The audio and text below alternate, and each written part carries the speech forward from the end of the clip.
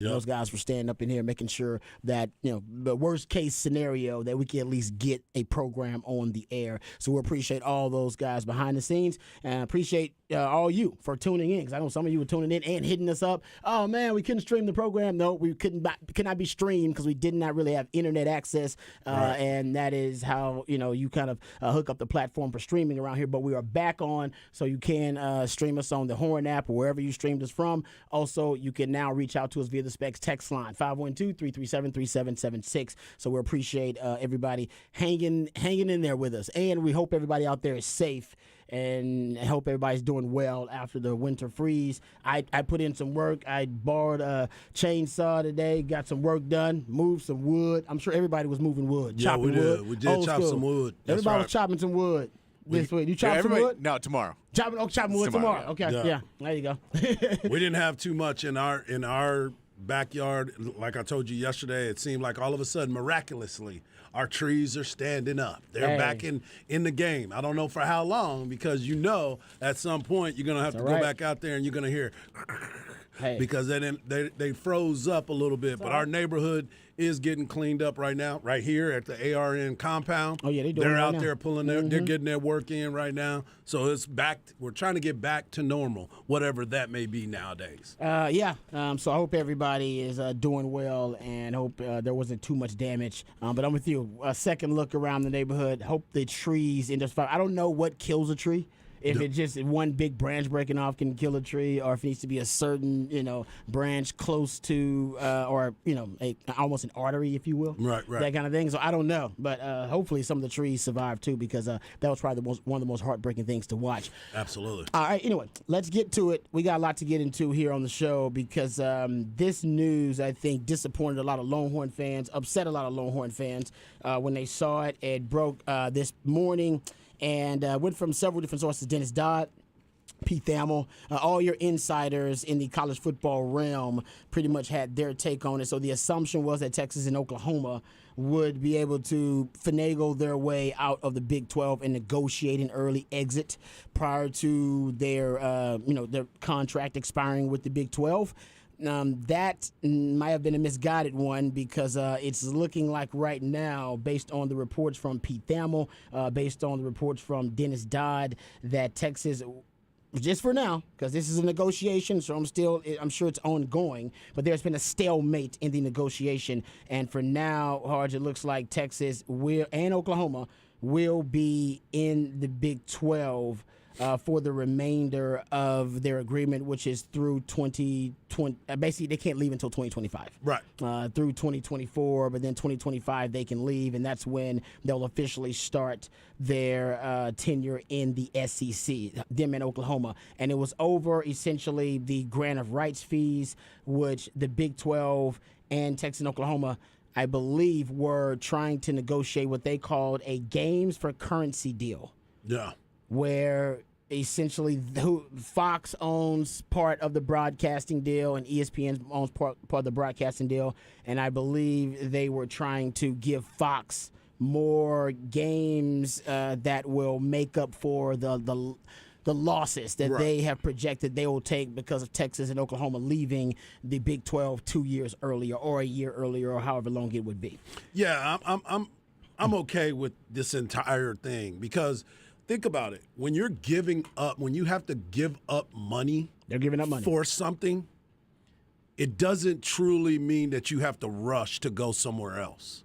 I'm of the thought process of, hey, we signed the deal. We know where we're going. What's the rush to get there? Enjoy your time. You still hadn't dominated this conference. Give yourself another opportunity to go out there and leave on a high note. Put yourself in the position to where it's like, okay, we've got our new schedule for next year. Win there. Win there before you go somewhere else. I'm fine with that. I'm fine with getting some of these new teams into the conference. You talked about it. It's okay to have 14. I'm saying 14 new teams in the conference. I know, but I agree with that. Yeah, it's fine to have that in there. Go ahead and play some of these teams and enjoy what you're about to see, because don't worry. You're going to get plenty of it when you go to the SEC. I agree with you. I think you're right about they need to conquer the Big 12 first. Exactly. Just go out there and have some fun and win here. Yeah. Show us you can win here. Yeah. Because right now, everybody's assuming that the Texas Longhorns are going to go into the SEC and fall right back into the middle of the pack over there. Why not just go ahead? You got an opportunity. You can win 2 Big 12 championships before you leave. Well, you could. No, you could. That's what the goal is. You realize Texas hadn't won but 3 Big 12 titles since the inception of the Big 12? Yeah, just like the Cowboys ain't been to the Super Bowl in a long time. You want them to go back-to-back? I want them to try to. I mean, you got enough talent. We've been talking about the recruiting, and you've been dominating recruiting when it comes to the Big 12. Go out there and win the Big 12. You got your players now. Well, you've dominated recruiting in the Big 12 ever since, since modern-day recruiting. Mm-hmm. Like that's Still only got 3. You've had the most talented team in the Big 12 based on recruiting rankings every year for the last 20 years. Mm-hmm. Probably going back further than that. So, I agree. So that's I agree with you because he's got his players, but it wasn't just about the talent. Unfortunately, it was about development, culture, scheme, a lot of those other stuff too. There's a lot that goes into it. There's a lot that goes into it. So I feel you're right. They should be competing for the Big 12 the next 2 years, but. If they're in the Big 12, but there's a lot that goes into it. So we'll see. Just get there this year. How about just getting to the game? I think to me, that's the goal that I have for Texas. Oh, yeah. Get to the Big 12 title. If you can get there, that would be an accomplishment because the last time you got there was, 2018? Yeah. Sam I am, baby. Here we go. That was the last time you got there. Been a minute. And then before that, I guess Texas, the Big 12 had weird rules, so it didn't really have a Big 12 title game. But your de facto Big 12 title game, before that, you were 2009, you were in it, and you won it. Yeah. 2013, I think max last year, you were close to winning the Big 12. Win. I think you had to win at Baylor to get in, or to win the Big 12. I think you're right. Yeah. Yes. Yeah.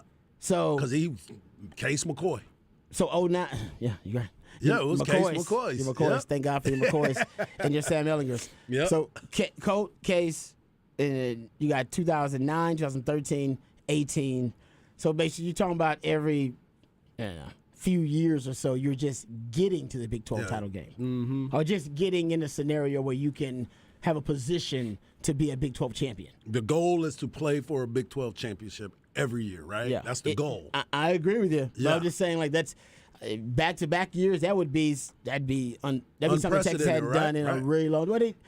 You're right. Because I think they did in the early inception of the Big 12. Didn't they go early? Wasn't Bucky part of that? It was a Southwest Conference title. Yeah. It was the last Southwest Conference title, and I believe the first Big 12 title. Mm-hmm. Is that the last time you had back-to-back representation of the Texas Longhorns in the conference championship? I would think so. That's a long time. That's how long it's been. That we're sitting here trying to piece it together. But didn't because didn't y'all play for a Big 12 championship back-to-back years? I think it was 01. Was it 01 or 2000? It was I think it was 02. Maybe it was 2009. Maybe you're right about that. Yeah, I think you played Nebraska Colorado. and Colorado. Yeah. No. Yeah? I'm not sure it was back-to-back, though. Was that 01 or 2000? Our team. CB, right. Let us know, Doc. Yeah. CB, you know. Yeah. No, you could be right about that, actually. Yeah. Yeah, you could be right about that. My point is, it doesn't happen a lot. All right. I don't want to. That's very fair. So, I ain't trying to pump too much sunshine. Just get there. That's my goal. That is our goal. Sark. Get there. Yeah. That'd be great. Represent. Okay. The write-up that I saw basically said that I'll read the excerpt for you so I'm not misinterpreting things.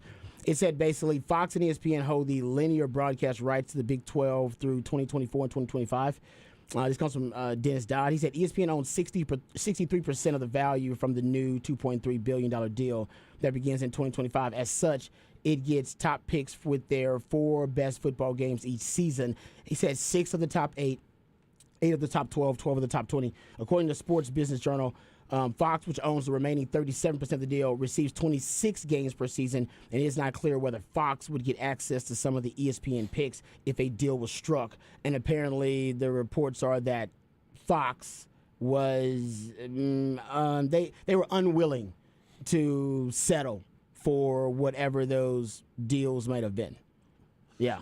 So do you think it's more of the fact that Oklahoma is not financially in that position to pay that money that's off. exactly what it is. So that's another reason why I sit here and I'm like, this kind of is Oklahoma's situation, right? Yeah. This is where they're the ones holding up the transition because the SEC says if y'all aren't coming together, you don't make it. You got to wait it all out. So there's no money that has to be exchanged, correct? That's be the theory behind it. If they were ready to pay it, Texas and Oklahoma would be out next year, right? Yes, that's why they had what they call the games for currency deal, what they were trying to negotiate, which I don't know exactly what that entailed. Another excerpt said sources said the sides couldn't agree on how to create equitable value for what Fox would lose in 2024, the equivalent of 7 football games featuring Oklahoma and Texas that command premium advertising. Yeah. So basically, I'm sure they had a number on what they thought the value of the games were, and I'm sure the Big 12 had a value, or Texas and Oklahoma had a value that they thought the games were valued at, and they probably could not come to a compromise on that. So it's not going to happen right now. Yeah. I think you can still, later on continue to negotiate, but it's not going to happen, and I'm fine with it too. I've said that before. Yeah. I don't know what the big deal. A lot of Longhorn fans are freaking out and panicked about it. No. I don't get the big deal. Me neither. Yeah. You're still playing games. You're still having an opportunity to win. You can still make it into the playoffs if you go and handle your business. There's an opportunity for you there. And you're still in the Big 12. Win the Big 12. The conspiracy theory, I think, would be the Big 12 on your way out would work against you somehow. So it would be the conspiracy theories more that the officiating wouldn't work in your favor. Hasn't worked a lot in your favor anyway. But that would work against you. And some people think it would hurt recruiting because you would essentially be kind of stuck in this purgatory. And you wouldn't, you're going to the SEC, but until you're, in the SEC, that it may hurt recruiting. I don't think that's the case. Yeah. Nothing really hurts recruiting for Texas. Right. It doesn't. other than a new coach, and then that's when you drop usually in the 20s or the teens. Nothing truly hurts recruiting for Texas. Texas, and I'm saying they're on autopilot when it comes to recruiting, but Texas gets top 10 classes no matter who they have. Like Charlie you said, Strong, Tom it Harmon. happens. Yeah, it just, and I give Sark credit. Sark's doing a great job in recruiting, but who's done a bad job in recruiting in Texas? Not very many people. Yeah, it's hard to do a bad. Yeah, not very many people. That's one of the easiest things about coming to Texas. Like, you're going to get great players. Right. You know that. You got that most talented team in the Big 12. That's not the problem. I've said that. That's not the issue. You've had the most talented team in the Big 12 since I was playing in the Big 12. And it's been happening a lot because every time you look at the analytics of recruiting and they have that preseason, who has the most talent, Texas is always the one that everybody talks about. This is the most talented team, but goes back to what you were saying. Underdevelopment, undercoaching, and underachieving. Yeah. That's been the story here for the last 10 years, decade at least? At least. Yeah. Yeah. Okay. So Brett McMurphy said that Oklahoma, Texas reached an exit agreement for Oklahoma and UT to leave the Big 12 early and join the SEC.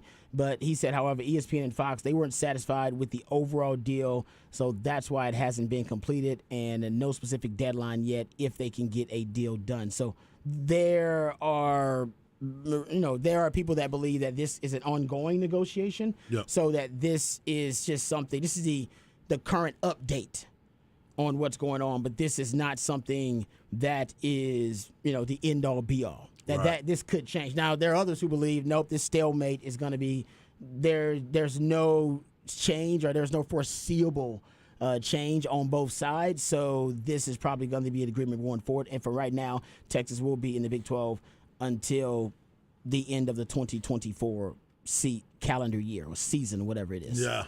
So I don't think it's a big problem deal with it at all. A lot of Longhorn fans are very disappointed, sad, and upset. You gotta convince me as to why it's something that really is gonna hurt Texas. Yeah. And I don't understand it. And I think Harge is right. Why win the Big 12?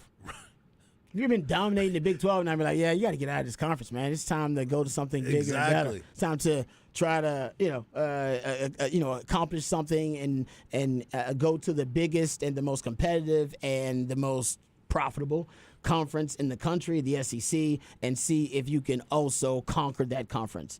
Yeah. But Hard is right. We just went over it, man. You haven't conquered the Big 12. we sit here, and it's funny because the only reason why I'm laughing is simply because of the fact that we continue to look at this program and we have all these high expectations and we're looking at this and we're trying to figure out that. But at the end of the year, we're looking at two other teams playing for the Big 12 championship.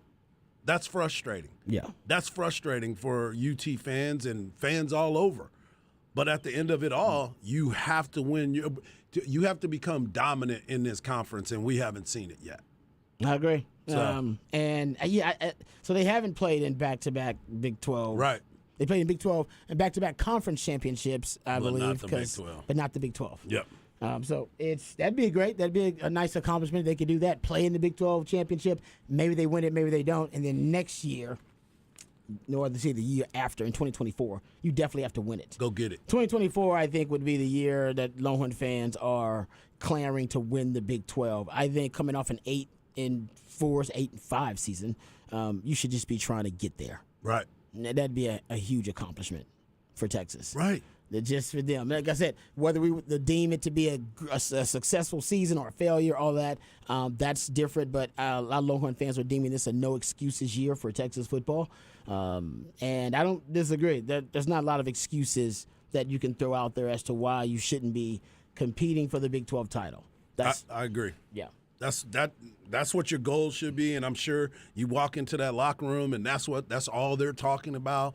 They're trying to figure it out, but get there first. Get there first, man. I mean, we can go through all the pros and cons, but I don't see any cons for you having to stay here for 2 more seasons. And that way, by the time you do get to the SEC, he's recruited the big humans that he's been looking for. Yep. And you're going to walk in there in a better place than what you would be walking into there right now. Totally agree.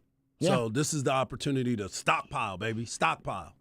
He's doing a great job of that. Yes, by the way. he is. He's doing Yes, a he great is. job of development too. Yes, a lot he of is. development from year 1 to year 2.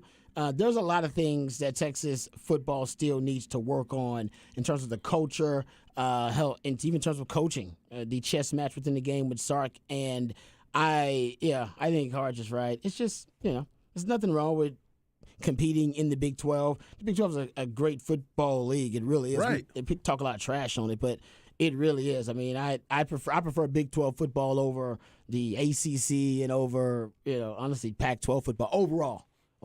I know they got in the ACC, they got a higher upside and a much more proven championship tier, I guess you should say, with Clemson. But overall, the Big 12 is a really good league. And I know, honestly, with 14 teams, it might be even better this year. There's a chance it could be. I agree 100% on that. Yeah, you can deny it was a competitive league last year. I mean, it was a really competitive league Right. last season. And Look at our representatives. Yeah. K-State and TCU. I mean, think about it. Well, K-State wasn't predicted to be at the top. Neither was TCU. And then here they go, run undefeated and make it to the national championship game. I will say, and you did point this out too when it happened, K-State did have more representatives on the all Big 12 team, preseason team, Right. than anybody else. They did. So They did what they needed to do. Yeah, they had a lot of talent on there, that's for sure. TCU, you're right, they're the big surprise. I think they were picked to finish 7th in the league. I think the league is pretty healthy. And right now, at least for the next 2 years, it's going to be extremely healthy. Yeah. They'll have Texas and Oklahoma in it, in addition to the other 4 members that they added. So you got 14 members. And like I said, I have tried my best to play devil's advocate and see why this is so bad for Texas. I really have. And I can't, there's just nothing that convinces me that it's going to be that detrimental to the brand. Right. And, maybe I just don't see it. If I don't see it, Specs text line 512-337-3776. Yeah, let me know. Let us know. I'm serious. I would love to know exactly why it's so bad, but unless you're going conspiracy theory and you think the Big 12 is working against Texas. But we just got the schedule. That's what some said. And the schedule pretty much debunks that theory. Well, some of them are saying because of the Big 12 officials, but Big 12 officials are terrible anyway. They're the worst. They're some Yeah. of the worst officials in college football. But they always think. I mean, we've seen it. We've had some questionable situations with the University of Texas football team and how these referees look at them. But I mean, at this point, it's so obvious about them. Don't you think they would change the way they're going about their business because they're being flooded with phone calls for both sides? I mean, it is ridiculous. But watch a Big 12 game that doesn't include Texas. I'm You're a with Texas you. fan. I've seen it. And it's still bad. Yeah. And It's they're not still- good at yeah, all. There's, and you're going to call it unfair for one team or another. I just think it's inept and dysfunctional officiating. Yes, sometimes it does seem like it's working against Texas and the brand, and that could very well be the case. I'm not saying there's Right. not bias that doesn't exist, but is that bias something that you, as a conspiracy theorist, you want to go out there and say the Big 12 is connected to? Or Yeah. is that just one official or one crew that has, some type of bias or an agenda or whatever? Right. And I don't necessarily think that's the Big 12. And Brady Yarmark, new leadership, there's I'm sure that he has feelings about Texas and Oklahoma and their premature exit from the Big 12, but he doesn't have the same spiteful feelings that Bob Bowlesby did. No, that's very true. Bob Bowlesby And I wanted think to that might bury be the Texas. change, too. Yeah. I think him being in that position is going to really start to get on these officials about being better as well. That's true. I mean, this is a new regime That's in a the good Big point. 12. Yeah. So he's probably saying, true. they hooked it up on the schedule thus far. I mean, That's it's real. favorable schedule for Texas, and we can get into that conversation at another time about what you think the over-under would be. Way too early prediction, but this is a totally different Big 12 regime now. Yeah, because I'm sure he doesn't like the fact that Texas Right. Oklahoma, but they didn't do that to him. Bob Bowlesby took it personal. He sure did. And he should have, by Yeah, the way, yeah. because we know now that there were forces working behind the scenes with him, duplicitous intrigue, if you will. And, yeah, they were trying to get one over on Bob Bowlesby, and they did. Right.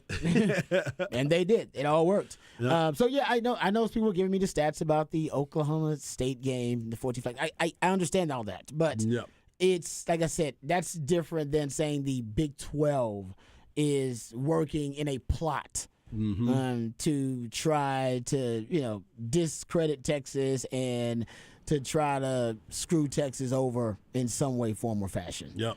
Even if, and I'm not saying that, like I said, I agree, referees might have bias, they might have an agenda.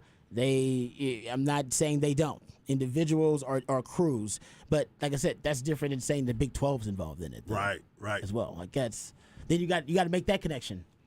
And Yeah. Then we just on the grassy knoll, just getting conspiracy theories thrown out there, which I have no problem with, but that still doesn't prove to me, like beyond a reasonable doubt, if you will, that Texas being in the Big 12 for the next 2 years is bad for the overall brand. You know what's bad for the brand? Losing.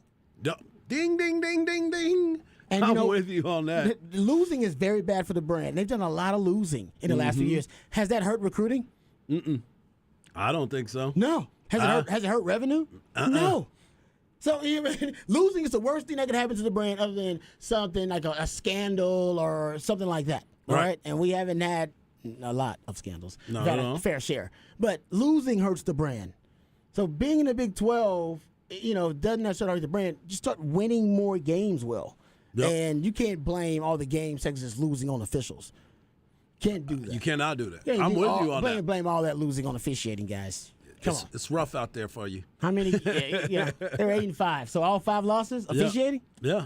I'm Come on, with you. guys. Yeah. Okay, are we gonna be that fan base? Come on. I think I love this section here. I think we have been. I read the Big 12 script and it sucked. Yeah, we're gonna be that fan base now.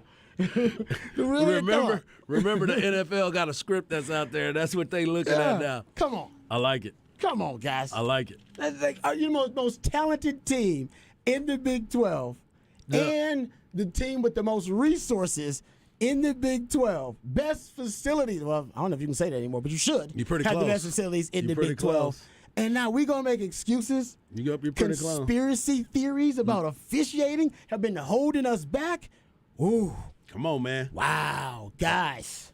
Come on, man. We have we have all the advantages, and we're gonna make the excuses that somebody else is working against us. Come on, man. Think about how that sounds. Think about how that sounds. The most talented team in the Big 12, and we can't win games because the officials are working against us. We should be so damn talented that the officials can screw us, and we still should be able to win these games. I agree with that. That's how talented the team is. I agree with that. But I agree with that. You think Tech and Oklahoma State recruit like Texas? No. Or you think UCF or U of H do? No. You got the talent advantage, and we're going to blame the officials. Those damn officials, man. I can't stand them fools. Oh, man. I can't stand them. I agree. The script sucks. All right. Let's get back on script, guys. We'll come back. Getting back on script. We'll talk some NBA. Also, some people claim scripted. We'll talk NBA because the NBA trade rumors are flying around now. Apparently, Kyrie Irving has demanded a trade, and also there are reports that Russell Westbrook is about to be traded too. We'll talk about all that and more right here on Ball Don't Lie. Wonderful, not the horn.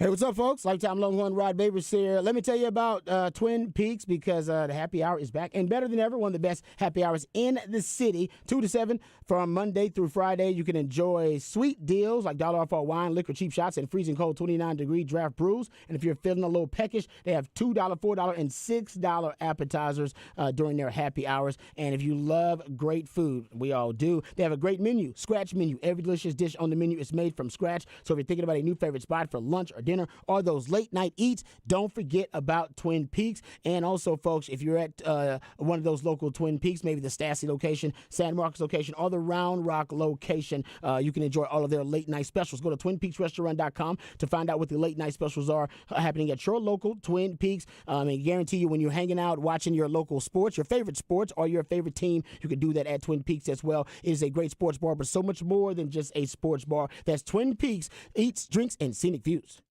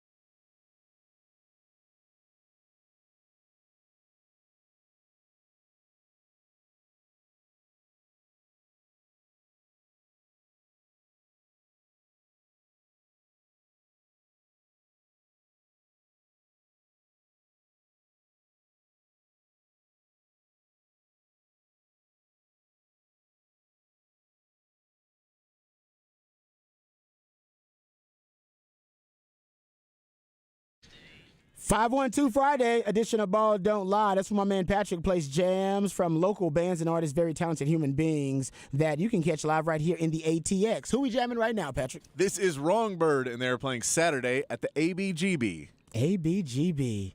Is that Austin Beer Garden. Austin Beer Garden Brewery. I can see it in my head. It's right down off of Old Torf. Yes, Old Torf in South There you Lamar. go. Right Ours already there. knows the deal, yeah. I want to say I've been there before. You get a couple beer and times. pizza. I've Beer, been- pizza, big open hall, and then a stage in the front. Can't go wrong with beer and pizza.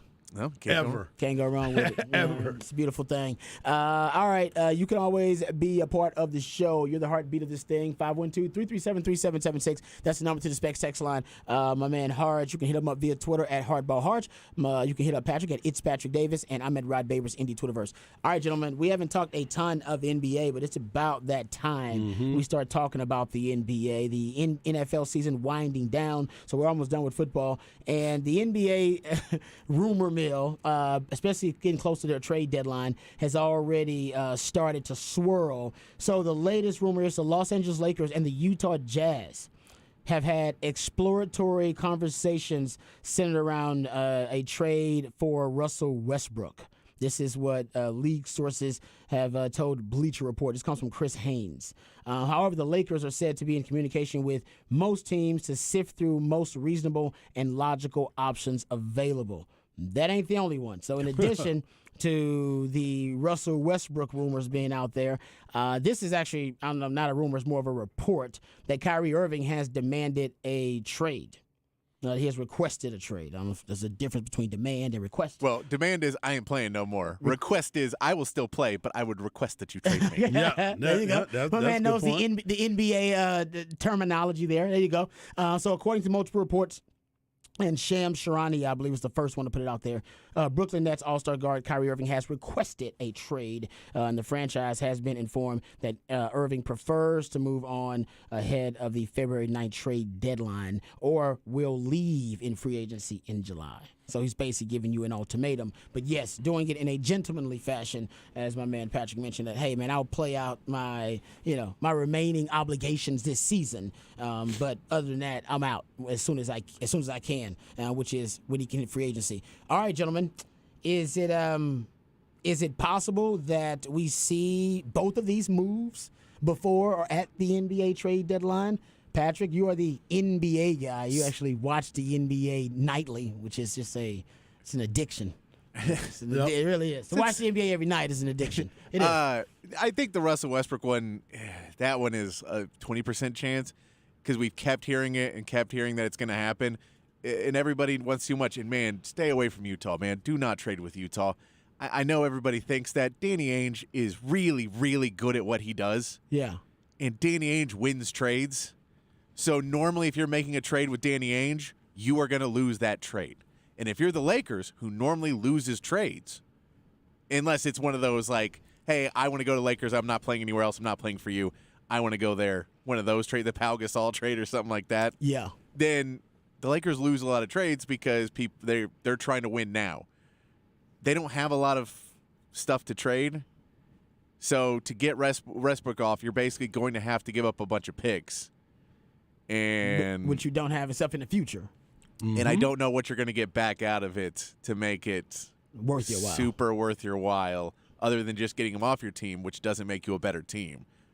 So that one, it just doesn't seem like I just anytime you say Utah, it scares me. Like we saw that Rudy Gobert trade. Mm-hmm. Who's the better team right now? The team who was supposed to be tanking. That's how good Danny Ainge is. You know who Danny Ainge screwed over to make the big three? The Minnesota Timberwolves when he was with the Celtics. He's gotten them twice. I know. How does that happen? He's really good. Kyrie Irving is a different edge. He wants a contract extension. The Nets have basically said, we're not going to extend you. Exactly. We want to see you finish out a season and play a full season for us without conflict, without saying anything else stupid, without being in the news, without whatever else, and then we can talk about a contract. But you can't make it 3 months, and you're like, hey, man, I made it 2. Like, 3 months, man. Yep. So they're not on it. The team that you got to watch, though, you know who really needs somebody? Really, really needs somebody? The Dallas Mavericks. Yeah, that ain't happening. They're just- not gonna try to. They're not gonna try to do that. I know they need. Really? They need somebody to get You don't think with so? Luka. They will not coexist. That would, I mean, you got to go to your superstar and you got to see if he can coexist with Kyrie. I understand at the end of it, you want to look at a championship. First off, I don't think there's very many people that are going to be able to coexist with Kyrie, regardless of the playing level, because that dude is a beast. Kyrie is one of the best, number one, ball handlers in the league, and he does have that killer at the end of the game where he ain't afraid to take that shot. With that being said, as a quasi-Brooklyn Nets fan, because Kevin Durant's on that team, we actually have the NBA ticket, so we watch all of their basketball games. The Brooklyn Nets are in a position to make a run for the NBA championship when KD comes back. When he comes back.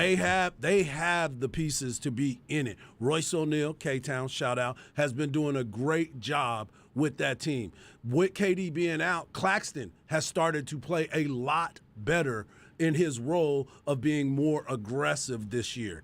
And he's defensive. He's very good defensively. You still have Curry's brother as a shooter. You got Joe Harris, somebody that can shoot it as well. The problem is the inconsistency from the health standpoint.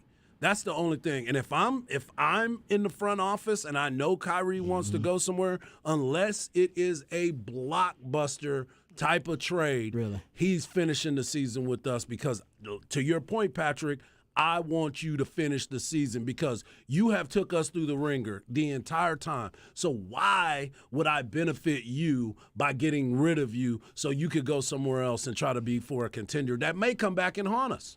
I guess the only incentive would be to try to get something in return because he's Huge leaving. haul. Yeah, but you're right. I don't know if you're going to get what you want. Right. No. Because how the volatility and how unstable Kyrie is. No, and we've seen, at least so far, it's been a buyer's market in the NBA, which is there's a lot of teams that are trying to tank, trying to get rid of people. Like the Spurs have multiple guys that have been on the trade table for the entire season. Trade deadline 6 days away. Yep. And no one is biting on any of these guys yet because you go, hey, man, Jakob Poeltl's worth 2 firsts. And they go, maybe a second. You're like, second's worth nothing. You just want us to Not get in the NBA, Right. yeah. And so it's, 2 firsts isn't worth a ton if it's a good team. Yeah, because it's not in the lottery. Because a 25 pick, Yeah. 25 picks means nothing. Yeah. So it's been a buyer's market. So a buyer's going to sit there and go, you want us to take on this guy who's got it's contract's expiring. Exactly. He's going to want to, before we even trade for him, he's going to want to talk contract extension with us. And then you want us to give you all this stuff. Like, why? Because he So can they're walk gonna- right at the end of the year. So they'll go, yeah, we'll give you a first-round pick and this player. It's like role player for Kyrie. But I don't think you're getting any, like what they wanted before when the Kevin Durant, like, we want 2 superstars and all these picks. Like, you ain't getting that for Kyrie. Yeah. There's not a lot of teams who trust him not to be angry very quickly. Is it there any possibility that LeBron could and Kyrie could end up they're together gonna, again? It's funny They're that you gonna say talk that. about it. They're gonna try and put it together. Is it possible? That's one where I don't know The if Lakers have any capital to. they don't have any to- people to have send back. nothing. Like they don't have any people to That's send what I'm over saying. there. Yeah. So they can give up 2 firsts for him, but even that, I don't know if that. And he wants a new deal too. Yeah. Exactly. And I don't know if the Lakers are willing to sign him to a new deal. I don't think they do have that? the money to be able to do so. Think about those contracts that they have on that squad with AD, LeBron, and Russell Westbrook. I mean, even if you move Westbrook, you still are going to be taking on a big number. But it's funny because CB just sent us this. The Big League posted that Tristan Thompson works for ESPN now. By the way, I saw it. Hold up, what? Yeah, Tristan Thompson is in the studio on ESPN. I saw him do it. I thought he was a guest. I didn't know he was on there now. Yeah, so now Wow. he's going to be an analyst Okay. now. He said today on ESPN that he said that he texted Kyrie about reuniting with LeBron in man, LA. this dude, In yeah. LA. So now he's trying to be the Woj bomb. Is he trying to be that dude nowadays? Hey, I mean, You know what I'm saying? that's wild. I mean, he's very fresh in the league. I mean, he's still around it. Oh, he definitely still Yeah, around he's it. still got the fresh. connections. And LeBron's his guy. I wonder. Yeah, I bet the conspiracy theory now will be that LeBron might have been set all this in motion. Maybe. It is, but if again, he ends up with LeBron, I should say that. but that's the problem. I think Harge is right. I don't think there's any reason Brooklyn has to trade him there. Go sign him in the offseason. Have fun. Yeah. But we're not going to give you a player. Like, Yeah. why would we do that? We're going to hurt our chances to win this year, get very little back for it. Like, why would we do that? Yeah. Like, we Doesn't want make to sense. compete this season. It doesn't make a lot of and sense. you don't have the pieces to help us compete this season. So I just don't see how it works. And I get Kyrie is going in there and going, oh, I'm not going to go. You send me to Indiana. I'm not negotiating. I'm not staying there. So Indiana goes, well, why are we trading? Yeah. Why are we giving up for a guy for a rental for half a season? He's not happy. So there's teams that could use him, but he ain't going to stay there unless it's L.A., New York, Chicago, like a big market. Glamour markets. Yeah. And so I'm with Harge. It seems like that deal. I think there's going to be suitors, but I'm not sure if the price is ever going to equal out for Brooklyn. Man. It's too much collateral damage that will be involved with him just because of his past. Now, he may be a changed man. We've talked about things in Redemption Tour and being part of that, but it's too soon. It is. It's too soon for you to be coming in, especially with the tumultuous offseason that you've had, going through everything, going through this season, and you had them backed up against the wall at one point early, and now you're coming to him and say, I want to be traded. Come on, man. Come on, man. I mean, we expected this, though. It's Kyrie. But ultimately, and they've been balling. That's the bad part. They've been playing good basketball. It doesn't matter. Agreed. Because it's Kyrie. It's Kyrie. Yeah. And don't forget, there's It's a team Kyrie. that's still dealing with Ben Simmons who shows up some of the days and doesn't show up other ones. Yeah. So they have another guy who's a very high-paid superstar that they can't keep on a team because he keeps getting hurt. Keeps getting hurt. Yep. He's fragile. Yeah, he's fragile. So yeah, there's a lot going on there where this season could take a nosedive for the Nets very quickly, or it could all turn around and they could be contenders in the playoffs. You just don't know which way it goes. And if you're the Nets, you probably don't want to throw it all away by giving him away for absolutely nothing. Yeah, they don't want to admit that this thing is a failure, that it did not work. Yeah. And that it didn't work, and it's their fault it didn't work because you basically put all of your eggs in the basket of players who everybody knows had a reputation for being fragile mentally and physically, and they are who we thought they were. Yep. So it's like, actually, front office, this is your fault because Kyrie is doing Kyrie things, and Ben Simmons is doing Ben Simmons things. Yeah. You thought they would change all of a sudden for you? You're like that woman who got the guy who cheated on his wife and then cheated on his girlfriend with you, and then you think you're gonna turn him into a faithful man. I got him. You the fool. I got him. He's a cheater. That's who he is. And Ben Simmons is who Ben Simmons is. I think they thought And they so were is going to. Kyrie. I think they thought they were going to be able to flip Ben Simmons at a point. I think they were like, "Hey, we're going to get him here. We're going to get him to play some games for us. Get him back, and then we'll be able to flip him. But we got to get rid of Harden, and this is the only way we can get rid of Harden. So we'll do that." But Harden falls into the category of when they put everything together. Like, you got another guy who's disgruntled. He was disgruntled in Oklahoma City. He was disgruntled in Houston. Another guy and he was disgruntled in New Jersey. He is. And he's going to be He just disgruntled in walks Philly. around angry. Exactly. He is who he is. Yep. Yeah. I mean, you just kind of invested in the wrong stars. All right. Yep. Too many of the same types of stars who had these Shakespearean flaws. Now, that I will ultimately say you couldn't work through. I will say Shakespearean. they I like did. it. They were did tragic. finally backwards into the right call on coach. That Jock Vaughn is doing a great job as coach. Good point. I've always loved But they Jacque backed Vaughn. into that because they were going to sign Ime. Yeah. And You don't- and basically everyone was like, dude, you cannot keep doing things that everyone thinks are bad decisions. You can't, like, you're the owner is part of Alibaba, who does not have a crystal clear reputation. And then you got Kyrie, who does not have a crystal clear reputation. Yeah. And then you get Ben Simmons, who does not have a crystal clear reputation. And then you're like, hey, let's bring in this guy without a crystal clear reputation. Like, pattern developing hey, here. Hey, let's go get Jacque Vaughn in here, and then he can shape up the team. I think Ime is a great coach, but it's a little too soon for that one. Agree. I'm Yep. with you 100%. Yep. So that's, I mean, like I said, it's a bad situation for the Nets, but they have nobody to blame but themselves. That's Yep. a man in the mirror moment for Yep. them. It's bad to be the little brother of the Knicks Because the Knicks suck. Yes, a great point. Honestly, the Aggies are kind of like that. Little brothers. I'm just saying. Little brother Had to get that logos in there. is- I appreciate that. Logos ain't great. It's I know, still the but- little brother. Yeah. But we're not the Knicks. No, we're not the Knicks. Oh, that's We're not the Knicks. Knicks. No, we're not the Knicks. I apologize. I wouldn't, that was unnecessary. We're going to go to break. I'm ashamed of myself. Right here, Ball Don't Lie. Perfect timing. 104.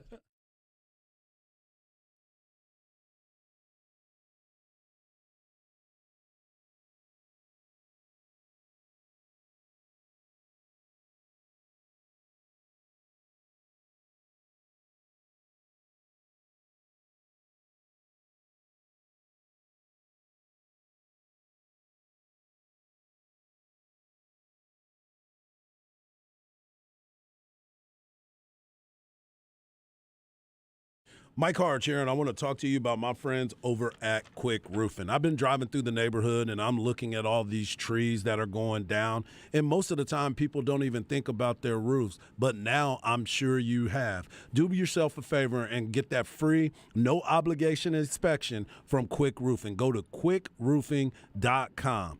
Jeff Quick started Quick Roofing with one roof in 1984, and now 39 years later, he's had over 200,000 projects. You can't stay in business that long if you're not taking care of your customers, and you also have to have a great reputation for customer service. Here are some of the reasons why you should choose Quick Roofing. As I just told you, you get a free, no obligation inspection, and today is the perfect time to do so. You also get a 7-year workmanship warranty. Quick Roofing is fully insured and has all state and local licenses. Quick Roofing doesn't even require any money up front until 100% completion and, of course, 100% satisfaction. Quick Roofing requires that a project manager is on every job site, ensuring that you, the customer, get everything that you were promised. So what are you waiting for? Reach out today and get that free inspection. Go to quickroofing.com today. That is quickroofing.com.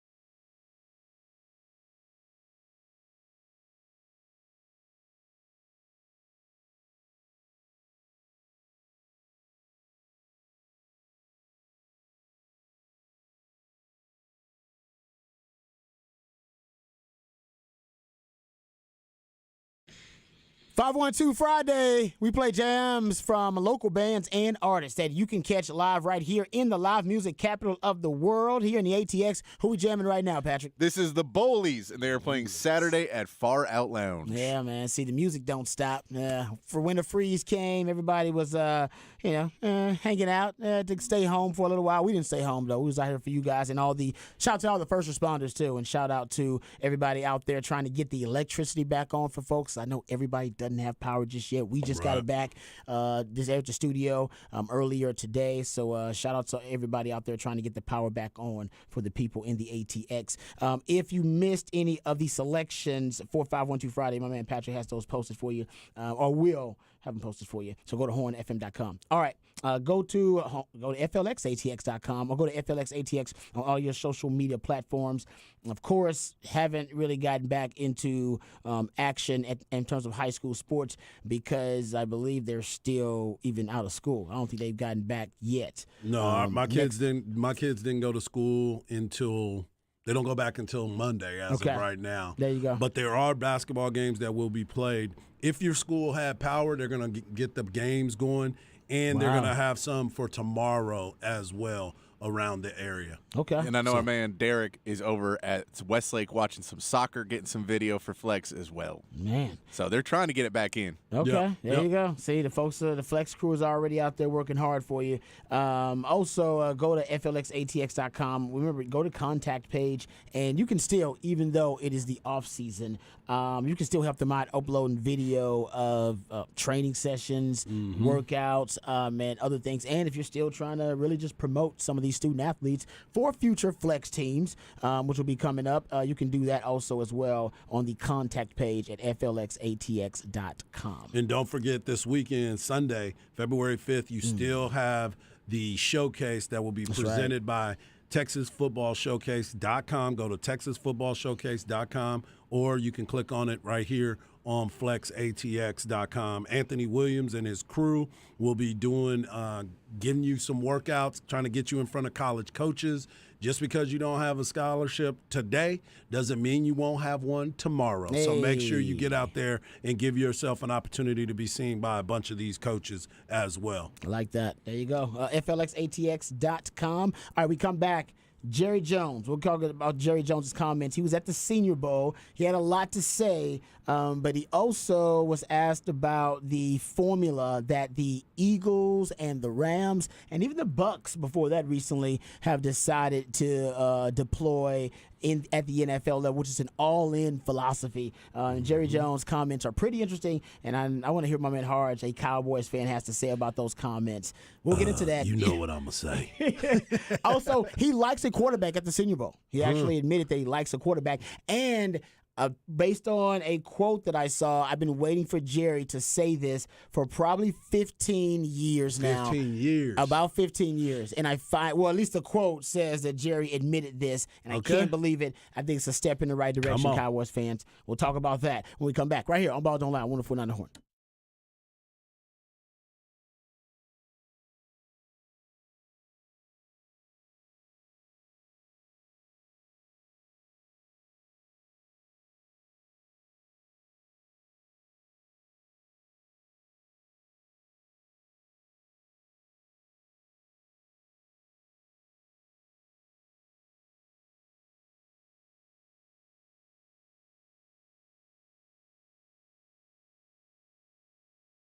Hey, what's up, folks? Lifetime Longhorn Rod Babers here. Hey, let me tell you about my friends over at MyBookie, because if you're looking for a place to get the most bang for your buck, well, MyBookie is the spot. We all know a lot of folks out there are just tired of the same old betting experience. Well, that's why you need to upgrade your betting experience to bet with MyBookie, the premier destination for online sports betting. MyBookie takes pride in offering the most competitive odds and the widest range of sports and events to bet on. MyBookie's website makes it easy to place and track your progress rest from anywhere at any time. Plus, with their exclusive promotions and bonuses, you'll always have the opportunity to earn extra cash. Now, MyBookie gives you the most bang for your buck with their redesigned deposit bonus. You can bet on the NFL, NCAA, or play for a share of big cash prizes in their weekly blackjack tournaments. Just use the promo code HORN, HORN, on a deposit of $50 or more to receive a cash bonus instantly to your MyBookie account. Again, that's the promo code HORN, HORN, to claim a brand new deposit bonus designed for bettors looking to cash in and cash out quick.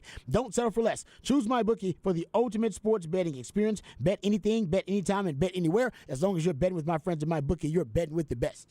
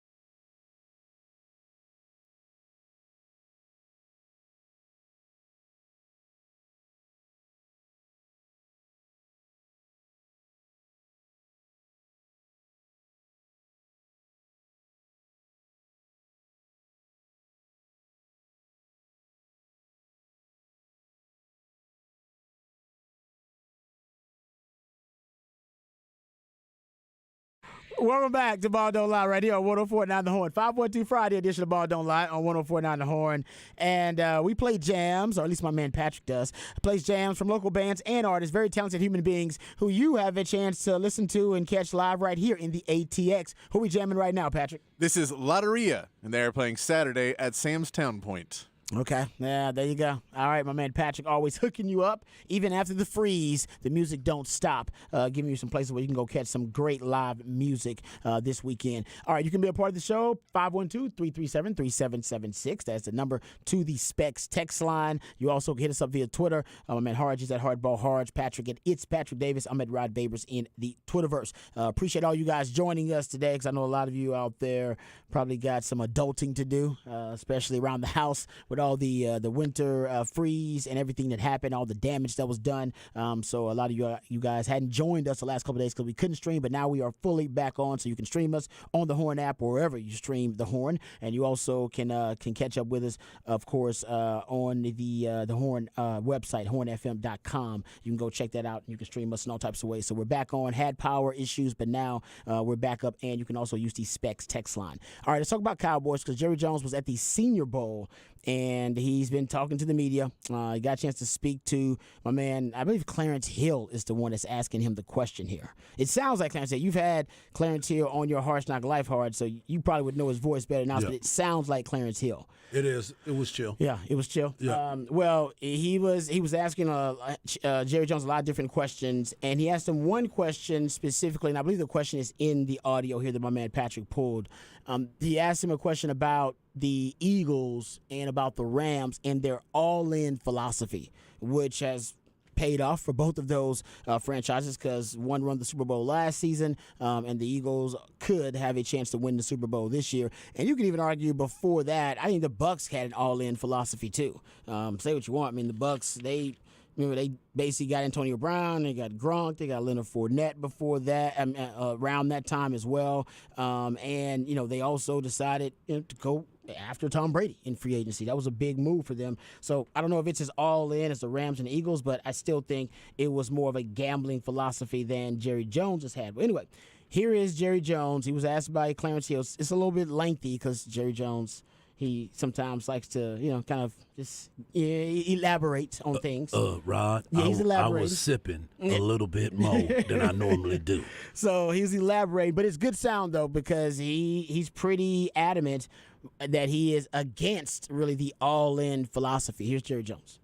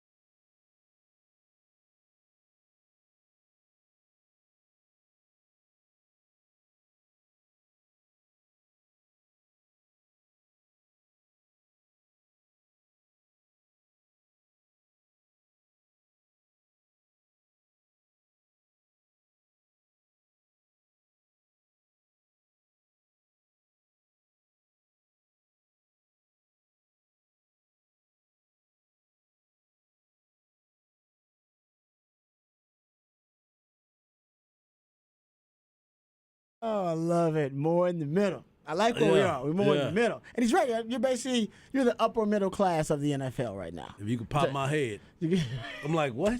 What? What? Pop my head and what to my eye? What did he say to his eye? Oh, my God. Something to his eye. Oh, man. Yeah, I love me some Jerry Jones. I He's love a it. little too But what are much. your thoughts though? Because he basically says he's not the all-in kind of guy. He's a wildcatter, but he's not for the all-in philosophy when it comes to his football team. He's more about work in the middle, being in the middle, and taking calculated risks along the way while staying aggressive. That's his philosophy. What do you think? The problem that I have with that is if you go back the last few years, we've heard the conversation of I do just about anything, and I do mean anything to get to that Super Bowl. But you won't. You just told us you won't. That's true. I like being in the middle. I'm like, what? Like, what? I was just waiting for him at the very end of that to say, what was your question again? That's what I was waiting on. I was waiting on him to say, what were we talking about? What were we talking about? Because I truly I get what he's trying to say. He don't want to go all out there because he don't want to have to chase it later. Mm-hmm. Because that is kind of what not San Francisco, but that's kind of what the Rams are starting to do now. Yeah. They're getting long in the tooth, and now they're gonna. Yeah. McVay was talking about retiring again. Mm-hmm. Because of that, he's looking at it, he's like, my window. I had fun while it lasted, and now I'm in a position to where it's not going to be as much fun because now I actually have to go out and try to develop players as opposed to now you don't have any because you've given them all up in the draft. Yeah. So he doesn't want to do that because why? I like our guys. He likes to develop them. He likes to bring them in. He likes to fall in love with them and make them part of the family forever. So I get where he's going with it, but don't tell us that you are ready to get, I'm ready to do just about anything. But it means I'm not going all in, though. No, and I mean, like, I'll put it this way. I think it's like if you go, hey, man, you got to gamble to win $1 million. The Rams and the Eagles made $500,000 bets. They go, man, I'll pay $500,000, and if I win it, I double my money, and I won $1 million, right? Mm-hmm. And Jerry's like, I bought $10 scratch-offs, and if I win the lottery. And you're like, well, yes, you're going in, but you also just keeping your money. You're playing a risk reward, and I'll be fair. He's bought a couple $100 worth of scratch-offs, but he's not going all in. It's not as much risk, and it's like when you gamble, scared money don't make money. That's like for sure. You have to go out all in for it to try and win. Your odds of winning are much better. Jerry don't have great odds of winning if you never go all in. Yep. Yeah, I think that's a great way of putting it, Patrick, because I think I totally get what he's saying, just like you said. I totally get it. I understand it, because if you fail, all right, that's the risk in it. If you fail, you'll have to pay the cost for that in future seasons. There's no question.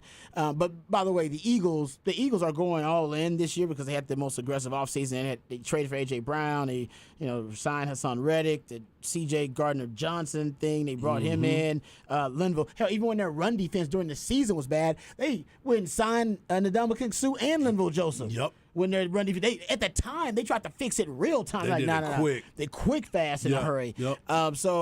They were really, really aggressive this year trying to go all in. But remember, they were able to negotiate their way to getting multiple first-round picks this year. That's why they could give up one for A.J. Brown. They also have multiple first-round picks in next year's draft, I believe, as well. So they got a young quarterback in Jalen Hurts, who is on a rookie deal. Right. So, yes, they were able to go all in, but they recognize windows. And I've talked about this all the time. One thing I think Jerry Jones fails to recognize is the windows. There are windows in the NFL. And if you don't maximize those windows, they're gonna pass you by. Right. And I think for the Cowboys, their window, Harge, it was in a sense like the last 2 years. Right. That was one of their windows, and going that's back why to people Amari got Cooper. frustrated. Yeah, you should have kept Amari Cooper and said, "To hell with it. We're going all in. We're really close." Because you didn't know Michael Parsons was going to be potentially the best defensive player in the league. You drafted him, you know he's going to be a good player, but you go, "Damn." You didn't know it was going to happen that fast. Exactly. Yeah. When you saw that, you should have went, "Guys, we got a shot here. Yeah. We got a shot. We might have the best defensive player in the league in our pass rush, and we got Dan Quinn, one of the best defensive coordinators. We're going to have a top 5 defense. Okay, let's go." We got to go. Right. This is the time to go. Let's go all in here. We may have a wide receiving group. We just drafted a first rounder, so we're gonna have we have 3 wide receivers with 2 of them wide receiver ones they can't guard. We still got we're playing too much for Zeke, but we got a young Pollard and Zeke, so the running game is stacked. The offensive line is pretty stacked. Let's go all in, and instead, basically cat boy. You tried to pinch some pennies and save some dollars and miscalculated the wide receiver market, and you traded Amari Cooper, and you lost one of your advantages in the year you probably should have been being more aggressive and going all in. That's so funny that you say that because I literally wrote that down. Cat boy, and some of the things that he did to not only stunt the growth of this team, it was almost malpractice. Because of the way that you went about it. I understand saving money, and I understand the purpose of it. But if there was an opportunity to get an Ndamukong Suh that could go out and be beneficial for your team, you had the money to go and get him. You think Philly was sitting around and was like, man, our team is solid. Oh, wait a minute. We can't stop the run. Let me go plug it in. Then they also, during the draft, they realized that they needed another playmaking wide receiver. They risked it. You missed the opportunity to do so by letting your guy go and not replacing it. I might have miscalculated Tolbert. We all did. But that's what you have to do. You have to have a backup plan when you see he's not progressing. He and James Washington, the people that you thought were going to be helpful, they were not. You missed it. And, of course, we could talk about the injury to Dak and what he ended up doing with all the interceptions, but the defense did their part, and your window was right there. That was a window, man. Yes. And, you still got somewhat of a window, but I think that was it. I felt like that was around that time. And that was the 2 years you had to go up against San Fran. And San Fran 1 year. Who was the year before that they went up against? Green Bay. Yeah. So exactly. There you go. Green Bay and San Fran. But they lost to San Fran twice, back-to-back years. That's true. This year and last year. But the year that they had Green Amari, Bay before. was that? Yeah, it was. But that's it's this part too where Jerry puts it out, and people will always put out. They're like, well, if we go all in, it's going to be like 25 years of nothing. You're like, Jerry, it's been 25 years of nothing. The Eagles have been in the Super Bowl multiple times in the time since you've been because they go all in and then they rebuild and they trade off and then they get rid of all of their assets and get draft picks and they go in 4 years we're going to be coming back strong, and they know that. So you can rebuild in 3 or 4 years pretty easily. The NFL makes it easy for you to rebuild. And so you can't go, well, if we go all in, we're done for. You're like, Jerry, you'd been better off to have done it 5 times and play your odds 5 times in the amount of time that you went through and went, nah, man, I'd be happy to compete for a division title every year. Because that's Jerry's goal, is to compete for a division title every year.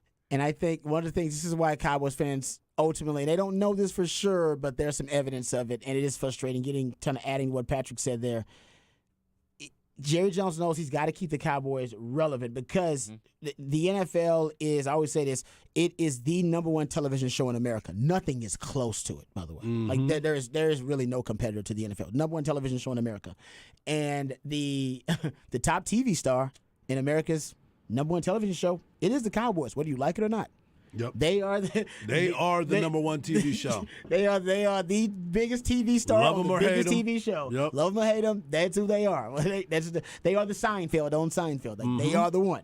And Jerry Jones knows, you can't have, if you're the star of that show, you can't have below 500 seasons.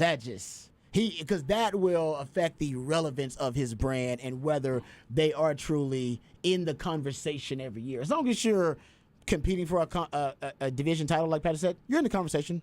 Yeah. You can theorize the Cowboys could make a run here or there, tweak this, tweak that. And Jerry knows if he goes all in and has to, pay the cost for the risk of going all in and failing, you might have a below 500 season 1 or 2 times while you're rebuilding and you get ready to go all in again. And Jerry can't have that because that would mean the Cowboys would be irrelevant 1 year from the national conversation. And I think that's a part of the frustration from Cowboys fans. Like, man, that shouldn't matter. What should matter is trying everything. Get F them picks, whatever it takes. Let's go play for championships. Yeah. And And- here's the thing for me on that. I'm with you to the point of this as a long time suffering Cowboy fan. You are? It doesn't matter. You're still going to be relevant because you're the Dallas Cowboys, Jerry. That people are going to take the time every single day to talk about how bad you are. So why not go out there and bask in the glory and take a chance on going out there? You seem to think that your coaching staff is what you need to get to the championship. You keep saying we're just so close and I believe in them. Why not take the risk and go all in, especially because you said I'll do just about anything to get there. If I could pay amount of money for me to be in that game, now all of a sudden you don't want to pay the money to be in that game. You're Yeah. talking out both sides, man. I think ultimately Jerry may not believe this, but I think sometimes Jerry's just gaslighting Cowboys fans. I mean, Just straight up. oh, He's 80 years fodder. old. 80 years old, talking about Fodder. long-term strategies. It's like, And let's- you're 80. You're gaslighting. And Come let's on. on the whole not having losing a schedule thing. The Cowboys, since they won their last Super Bowl in 1995, Thanks, had Patrick, for bringing 14 that up. winning seasons. 14. That's it. I know that's They actually had a surprising. ton of 500 seasons, Mhm. and they had a few below. Yeah, But 14 since 1995 of above 500. that's actually, So I thought if they'd you be want higher than to, that. if That's you want to crazy. tell me that you're in the middle of the road on that one, and you're not competing for Super Bowls, but you're also not always competitive. Right. And now there's times that they're in it for the division at 8-8, but we're not counting that as a successful season. Yeah, 'cause you wanna in compete in the championships. retrospective history of NFL, because you're like, yeah, you would have had no shot to win a Super Bowl that year. Right. Listen, I'm a Jerry fan actually, more so than most, but you got to know your window, know how to extend the window, Mm-hmm. know when to reset it. And God bless Philadelphia, they know. Man, They I know thought you was that- finna talk about the gambler the way you were saying it. I thought you was Hey, finna say gotta Kenny Rogers know to when to hold up. Exactly. Know when to fold Yeah, up. yeah, Jerry Know about when to walk away. know when to run. You never count your money. Yes, sir. When you're sitting at the table, Come on. there'll be time enough for counting. Yeah. When When the the dealing's dealing's done. done. That's right. So yeah, Jerry deal Jones trying for to, it, Jerry. Yeah, Jerry's trying to count his money too soon. Yeah, Come that's on, exactly Jerry. it. Come on. That's ridiculous. I need you to do a little bit more, Jerry. Yeah, that's my thing about Jerry. I don't think Jerry knows the windows because they had those windows with Tony Romo too, and Yeah. Tony Romo's fragile, so at times they couldn't go all in there. But they've had a couple of windows, and I don't think Jerry Jones knows how to extend those windows and when to say, "All right, guys, let's reset it." Yeah. And Philly does a really good job of that. They've Yes, they done it. do. They've done it like 2 times in the last 8 years or so. They've reset it, and they did it with Andy Reid a couple of times. But that's the way you got to do it, I think, in the modern NFL. And by the way, the Rams reset. They had a Jared Yep. Goff era right there where they competed for a Super Bowl, and then management decided, all right, Jared Goff's not going to win a Super Bowl. Yeah, okay, we agree. We need a quarterback who has a higher ceiling. Is there one available? Matt Stafford. Go get him. Yeah, let's go all in. Let's go all in. Let's go all in And because then we you have predict- the talent. And then when they did it, you predicted they'd win the Super Bowl Yes. as soon as they made the trade. Exactly. Because you agreed. Like, oh, no, he's a missing piece. And they get that guy, that's done. And they were right. And they were right. And they paid the cost. They're going to pay the cost for it. Yep. That bill comes due. That chicken is coming home to roost. Yeah, it is. But damn, man. I'd rather go all in. I think I prefer the all in strategy. San Fran does that every now and then. San Fran's resetting right now. Whether you know it or not, it's happening. San Fran's resetting right before they had the Jimmy Garoppolo years. Yep. And they decided, damn it, Jimmy just ain't good enough. I'll just reset. They got the Trey Lance, and then they stumbled upon Brock Purdy. Now they're like, well, we're going to reset with one of these guys. We just don't know who it is. So But they just reset their window. The fact that they have the ability to reset and still be in the championship game is where Cowboy fans are begging to be at right now. The Texan fan, I mean, whatever fan you are a fan of, you're looking at it and saying, why is it taking us so long to reset? Did the power go out? Are we trying to reset? I mean, those are some of the things. And as a Cowboy fan, when I hear him saying things like that, it's like you can't have the best of both worlds. I know we try. We all want to have the best of both worlds, but you got to go one way or the other. And you can't be as disappointed and angry at the end of the games and holding a press conference every single time if you're still accepting this stuff. Yeah. You can't do it. There's got to be a change. And I guess the change this year was letting all of the offensive side of the ball leave. All the coaches gone on the offensive side of the ball. So I guess that was his reset. Yeah. New voices, new thought processes, new procedures. Maybe that's what he's thinking of. Yeah.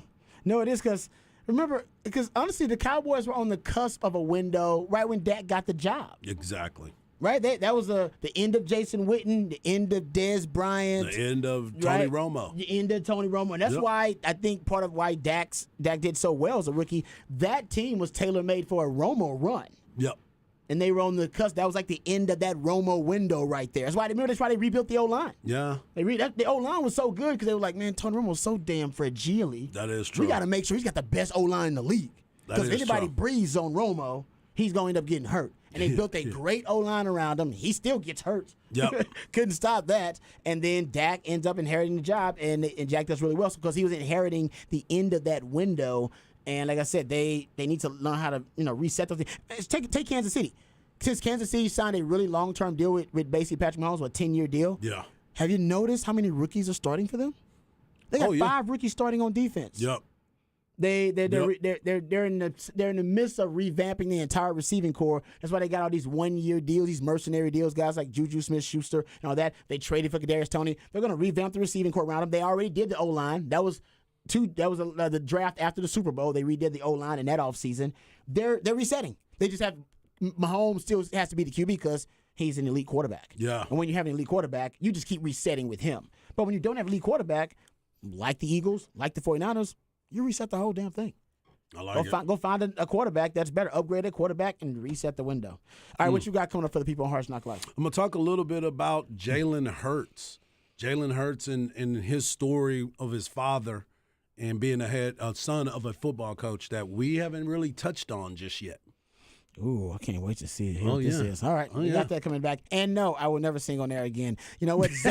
Zay started this. We started singing on there, and he got that promo. He's singing, and now, Woo, woo, woo. yeah, now he got me singing. I shouldn't have sang on there. It's the first time I've probably ever done that in my life. I won't ever do it again. Thank you very love much. it. We'll come right back with Hard Knock Live right here on 104.9 The Horn.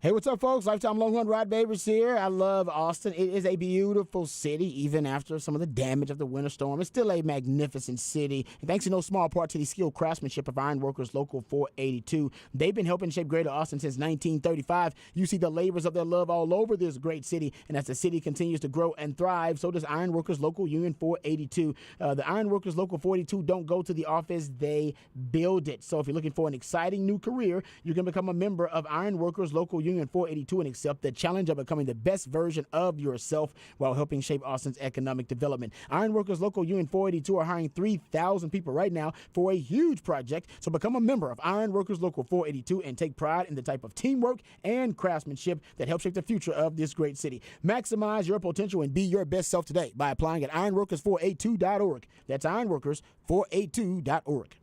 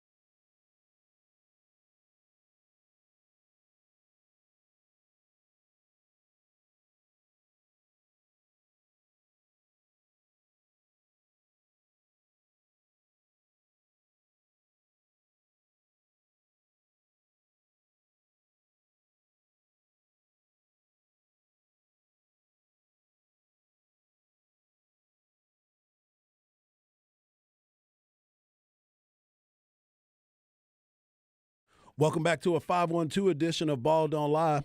That's where you get to hear local artists and where they will be playing over the weekend. My man Patrick Davis does a great job, and you can also find out more about it if you go to hornfm.com. He normally posts where they will be playing, and if you're enjoying the music, he'll make sure he lets you know where it's at. It's your boy Hardball Hard. You can follow me on Twitter at Hardball Hard. You can follow my man Rob Babers at Rob Babers, and you can follow the man behind the glass at It's Patrick Davis. We love it when you're a part of the show, and we're glad that you can be a part of the show because we do have power back in the building. So now you can be a part of it. So hit us up on the Specs text line, 512-337-3776. Special shout out to my man Zay Collier. You heard him right before Chad and Zay. Isaiah's birthday. Happy birthday to you. He got some Tiff treat.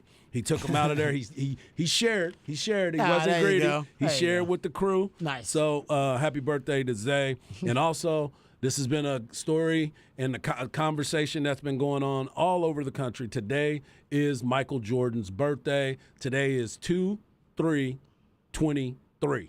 So it's a unique day, right? Hold up, Today is February the 2nd. It's his Today's birthday? the 3rd. February the 3rd. Which is 2/3. Is it actually his birthday? It is his birthday That's today. And crazy. Zay's birthday is with him. I did not know that. That's wild. And Zay's a hooper. That's so look at that. crazy. Look at that. That's pretty wild. Michael Jordan's birthday is February 17th. Okay, yeah. I was gonna say. Oh no, so it's 2/3/23. Okay. I was Yeah, gonna so say, it's not his birthday, but his birthday is coming up, February 17th. it's Michael I'm glad you Jordan told me. Day. Michael Jordan Jordan Day. Day. Okay. All right. So I was that's gonna what say- everybody's been All talking right. about. They've been going through all this. I was gonna say, man, trying Michael to think Jordan of their Day is birthday. Okay, yeah, that makes sense. his Okay. favorite moment. What's your favorite Michael Jordan moment? Oh. And I heard somebody say that Vince Carter actually said this. His favorite Michael Jordan moment was the kiss the rim dunk where he had that lean in and he Yes. was flying through the air, leaning in and did the windmill. Vince Carter said that was his favorite dunk. And they had to debate who was the best in-game dunker. And a lot of people decided that Vince Carter was the best in-game dunker. Oh, yeah. He jumped over a person. A 7-footer, didn't he? He jumped over a Didn't he person. jump over a 7-foot Oh, yeah. human being? Was In, that guy in 7 the foot? Olympics. In the Olympics, right? Yeah. Yeah. In the Olympics. Come on, man. Yeah. That's the best in-game dunk. Vince was cold. But it was a foreign guy, so it's not. I don't give a damn who. I mean, that is 7-foot human. I'm just joking. No, I know you are, but that's still. we Foreign don't guys talk- are our best players in the NBA now. Yeah. Just say it don't mean nothing. It's a great point, though. Yeah, I love it. I'll talk about that more. Man. love it. Yeah, he is a great. I agree with that. Best in-game dunker. I No love doubt. that because he was mean with it too. I think Sean Kemp should be in that conversation. Oh. He's not near enough either. The Rain Man was a beast in And the you game. know- He's a violent dunker. He violence. was. You know He who was a else was 2-foot violent? jumper. Shaq. Hey, out there you went back Yeah, old Shaq school. was. Daryl Dawkins. Oh yeah, Chocolate Thunder, baby. Chocolate Thunder. Okay. Yeah, I'm down with For that. my time. I'm down with I that. got that. I wanted to talk about this real quick too because I don't think we've talked about this enough. I know that the Super Bowl is still there and we're still going to have some time and we'll be able to continue this conversation. But one of the main conversations that I wanted to talk about was Jalen Hurts being the son of a high school football coach, somebody that has raised him the right way. There's so many stories that are out there. You see it all the time during these moments about, his dad was incarcerated. He grew up in a single parent home. The dad was never around. But we never really talk about the fact that both of these quarterbacks, mind you, Patrick Mahomes and Jalen Hurts, grew up with both parents in the home. Yeah. Patrick Mahomes Sr., professional baseball player, played in the major leagues for 11 seasons, traveled around, but you see all the pictures with Patrick Jr. with him. So you have that story. And then you have this story of Jalen Hurts, the son of a high school football coach, Channelview, Texas. And this guy he learned the responsibilities and the maturity of the quarterback position. He learned how to handle adversity through tough times in the house with the father who could be able to have that conversation with him as a coach. He learned how to break down film. I found out today during high school, he was part of the National Honor Society at his high school. He enrolled in Alabama, and I don't think everybody understood this either. He enrolled in Alabama at the halfway mark, and he participated in the preparation of Alabama playing against Clemson for the national championship. He played the role of Deshaun Watson as a freshman coming in to the school early at the halfway mark. That's a nice nugget. I didn't know Right. that. And he went in and did an excellent job. But then you learn a little bit more about him and the way he's been able to battle through a lot of these adversities. We talked about his time at Alabama where he came in, started as a freshman after the starting quarterback that they had. I think his name was Blake Barnett was the starting quarterback. He replaced him in a game, and he never relinquished it. And Barnett, I do remember Blake Barnett. I think and then Blake Barnett transferred to USF. He went to South Florida and ended up playing there. That's wild. After Jalen Hurts took over that starting quarterback position. But not only that, he went in there and he had to fight. He had to battle. He was going against top-notch players every single day. Oh, yeah. He ended up having to relinquish his starting position to a quarterback named Tua Tagovailoa. He could have left. In a time where transfers are happening, he went back and he talked to his dad, and he told his dad, I do want to leave, but I just want to stay here and get my degree. So I'm gonna finish it out. I'm going to be a part of this team. I'm going to go in there and work every single day. And his dad said, I think that's a great idea. Well, what ends up happening? Tua gets knocked out. He has to come back in the SEC championship game against the team that beat him, that he lost his job to, Georgia. He went back in and he helped beat that team as he was going through his time at Alabama. It's a great story. So he graduated from Alabama. He goes to Oklahoma. He becomes a Heisman finalist. He developed under Lincoln Riley. And he learned how to play the quarterback position in a different manner than what it was when he was at Alabama. This guy has a squat record of 600. He has gone in there and he works just as hard. But the biggest part about him is he's humble, but he has that swag about him. Yep. You don't hear him bragging, boasting. Anytime the microphone is in front of him, he's speaking at a level where everybody can understand him. He's not hooping and hollering. He has that Joe Cool demeanor, and that is how he continues to carry himself through this time. But he also attributed to his father, who has been a part of his life, has been there to talk to him about life and making things understood about the processes, the thinking knowledge of a coach in these situations. Dad, why did this happen? This is why this happened. This is why he decided to go this route. It's not about any of the other ancillary stuff. You never heard him say a bad word about Tua. You never heard it. Only thing that he has said lately was, I'm sure there was a lot of y'all that didn't want me to get drafted. I'm sure there was a lot of and hawing and trying to figure out, yelling. Remember, when the Philadelphia Eagles drafted Donovan McNabb, they went crazy. They were upset that they were booing him. All he did was take him to NFC championship games and get him into the Super Bowl. I mean, sometimes you just got to be patient and understand that the development of others does not have to be on your time clock. It's on theirs. And some people pick it up and some people don't. You remember yesterday when we were having the conversation about Justin Fields and how the Bears decided, yeah, we're going to give this guy a chance. You should. You haven't done anything to make him better around him. He's been carrying your organization since the day he got there, but you haven't helped him to become the quarterback that everybody else thought he was when he was coming out. Don't forget, Justin Fields was the number one player coming out of high school. He's number two with Trevor Lawrence. Yeah, you're right. So let's not think that this guy can't play. And that's the same thing with Jalen Hurts. This is a guy that wanted to come to the University of Texas as well. He didn't get his opportunity to come to the university. Texas took Shane Buechele at that time. Buechele. Yeah, and, Longhorn fans are all cool with that. And I don't know if Jalen Hurts would have been the same player that he was when he went to Alabama and when he went to Oklahoma. I just don't know what the development would have been for him. I think his decision, and things happen for a reason. That's fair. I think it was the best thing for him and others that didn't come to the University of Texas, because it is what it is. Everybody wants to come here, but everybody, you never know what that was going to happen when he got here. No. Because Garrett Gilbert was the #1 player in the country coming out, Gatorade Player of the Year. Mm-hmm. And look how that turned out, because they decided they wanted to change the offense from which he excelled in to make him a drop back passer, which he never was. So there's so many different things that could have taken place. But I just thought on this day that we needed to highlight the fact of, because we hear all the sad stories about these kids and never, he grew up without his dad. His daddy was in jail for 16 years, never saw him play, and he's going to be at the Super Bowl with him. No, we don't. I mean, let's give flowers to the ones that deserve the flowers,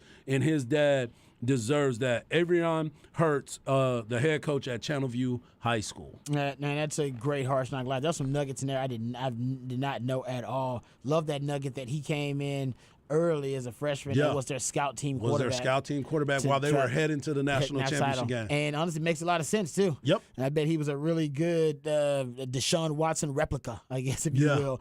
That's a really cool little nugget there, and I'm glad you gave some props to the dad. Coach's sons, there's something special about coach's sons. Coach's sons, man. They grow up around the game, so they're old souls when it comes to football, and he is certainly an old soul. You can watch him. His demeanor really doesn't change much on the sideline. And when he has bad plays and good plays, he goes to the sideline. He pretty much has the same calm, cool, and collected disposition. I'm a big Jalen. I love that pick when they made it. I said at the time, I said, man, I love this pick. It's a good pick. And people thought it was a terrible pick. Right. And most Longhorn fans, they just hate Jalen Hurts anyway because he's a Sooner. But I thought it was a good pick, and now it's looking like a great pick. Shout out Doug Peterson, by the way. No doubt. Who really was a Jalen Hurts fan and called him basically an upgraded version of even kind of Taysom Hill at the time. And I remember his comp was Lamar Jackson for him. Yep. He was like, no, he reminds me of Lamar Jackson. He kept saying that. And I was like, we don't see it. Well, and y'all starting to see it a little bit. Yep. Just a little bit. My man CB pointed out that Hurts and Buechele, he says now they're both, sorry about that. He said now they're both in the Super Bowl. And he's right about that. They are. Buechele's on the practice squad? Yep. He's the third. I think he's going to be like the emergency quarterback in that time. You know what I'm saying? That's pretty amazing, too, Yeah. actually. And I do remember hearing that even in H-Town at the time, because Tom Herman was down there, that he was a Hurts fan in H-Town. Yeah. That he was a big Hurts fan, which made sense. Yeah. Right there. Right there from that the kind spot. of stuff. That's right. And both Alabama and Oklahoma now are claiming Jalen Hurts. And course. they can. By They the way. can. They can. They can both claim him. It's rare that both schools get to claim a quarterback, but I think they can both claim him. He had enough time. He went to the Heisman finalist ceremony with one team, and with another team, he played in a national title game. And he was player of the year of the SEC. Yeah. It's rare, but they can both claim him. Yeah, They can. He was dope. And like I said, when I was at that national championship game, he was up on the podium, but everybody was chasing Tua around. And I was like, who is that? Who is that? And I'm like, the quarterback's over here. And they were like, he's going to play in the game at some point. Because they were gonna play him in the SEC championship game, but Alabama got ahead so fast and they were just rolling that it was like, leave Hurts in there. And it was smart because that took Kirby Smart by surprise. Exactly. There wasn't enough film on him to prepare for it, too, and that was one of the big advantages they had. All right, great Harsh Knock Life there. Appreciate that was good stuff. All right, we come back. We'll get into a little off the record on the other side. All of that and more right here on Ball Don't Lie on 104.9 The Horn.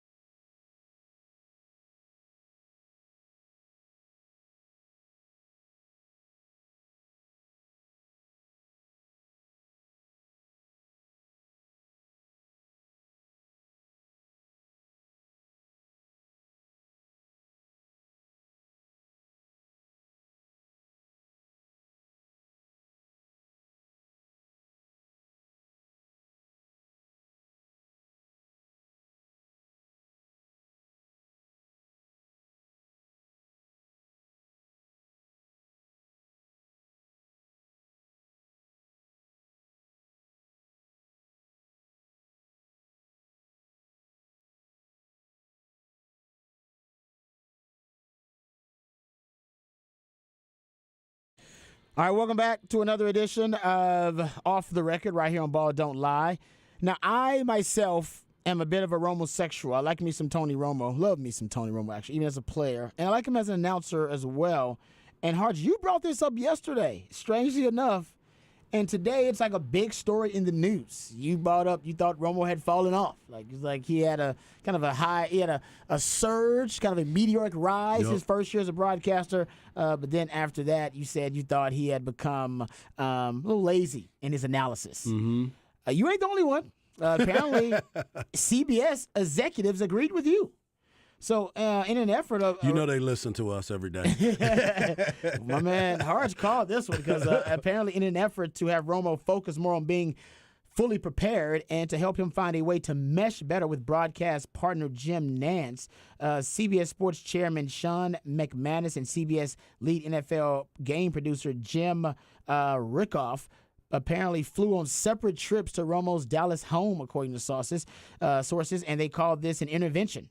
They said, some said they would call it an intervention. Some said that's mischaracterization. That's not an intervention. But either way, they wanted Romo to focus more on substance and less on his shtick, which they think he's become more known for and that people have tired quickly of. And I think that includes yourself. I definitely have kind of tired quickly of it. And it's not that he's not good at it. You know what I'm saying? He went from telling us every single play that was about to happen to yucking it up in the box nowadays.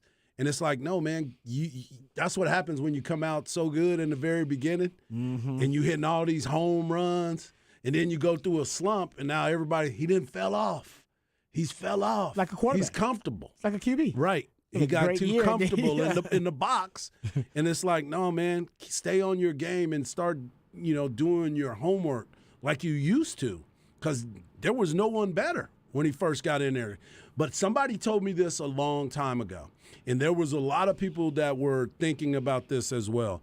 They said the reason why he was so good was because he was just coming out of the game. Mm-hmm. He was fresh out of the game. Yeah. He was in all the meetings. He knew everything about each team because he was scouting every single team. That's true. They said as it starts to fade away and he gets further away from his playing time, he's not going to be as good. And I was like, come on, man, don't put that out there.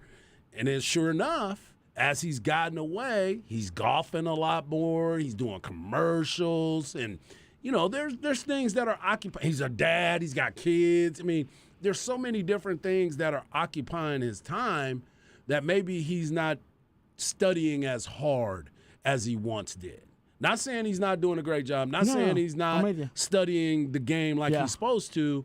I don't think he's looking for those little intricacies and those little nuggets that we listen for as football theorists, so to speak. You set the bar too high. Right. Basically, you're right out the jump. Right at the jump. Yeah, you basically set the bar, and now everybody knows what you're capable of as a broadcaster, and they won't settle for anything less now.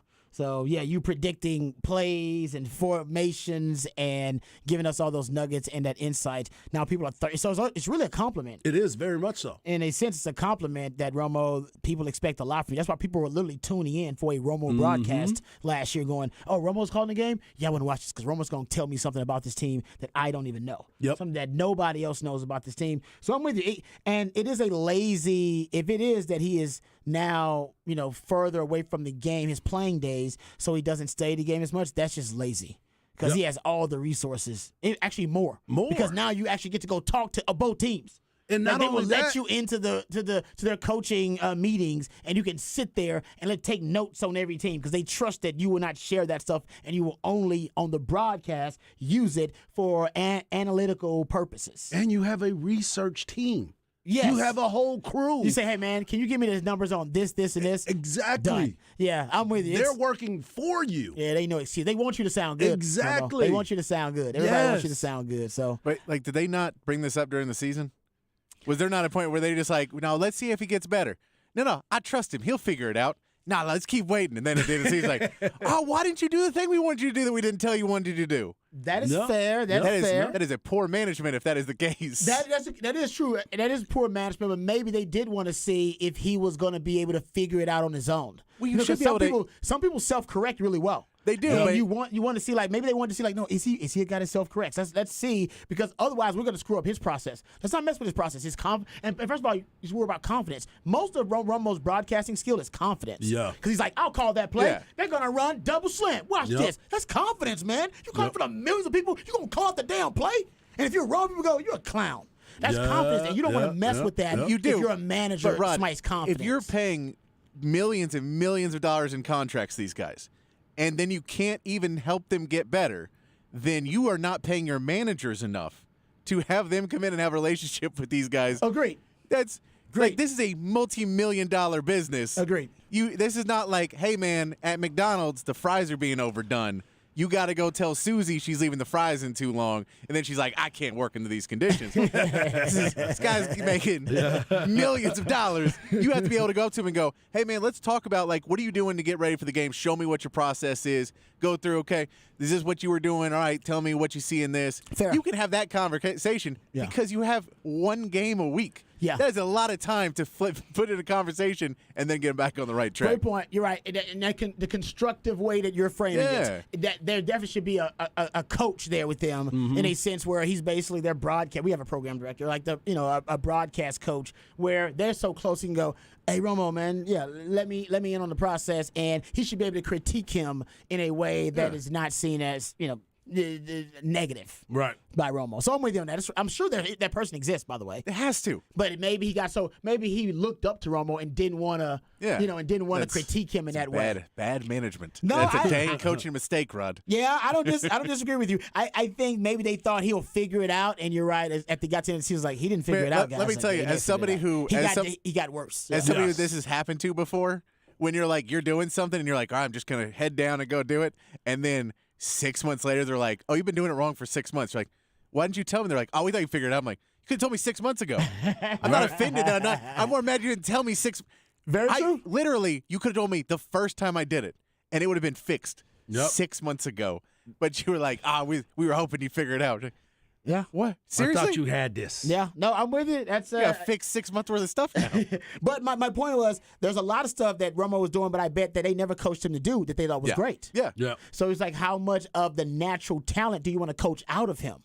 Right? Because a lot of that was natural freestyling. You know, they weren't coaching Romo to do that stuff to go, ooh, hey, ooh. No, they're coaching sound effects. They're not coaching, hey, go predict a play. But that stuff all worked. And I think they decided, you know what? He's a natural. Let's be hands off. I'm not saying that's the right move. I think they decided he's a natural, let him go. And it was probably the wrong move. Well, what do we say? It's not even about his presentation. It's about the prep work. Yeah. So if you're not even critiquing his on air, you're just going, hey, what are we doing during the week to get ready? Can you go through and tell me how many formations these guys have? Can you go through and tell me all of the starting lineup from memory or what?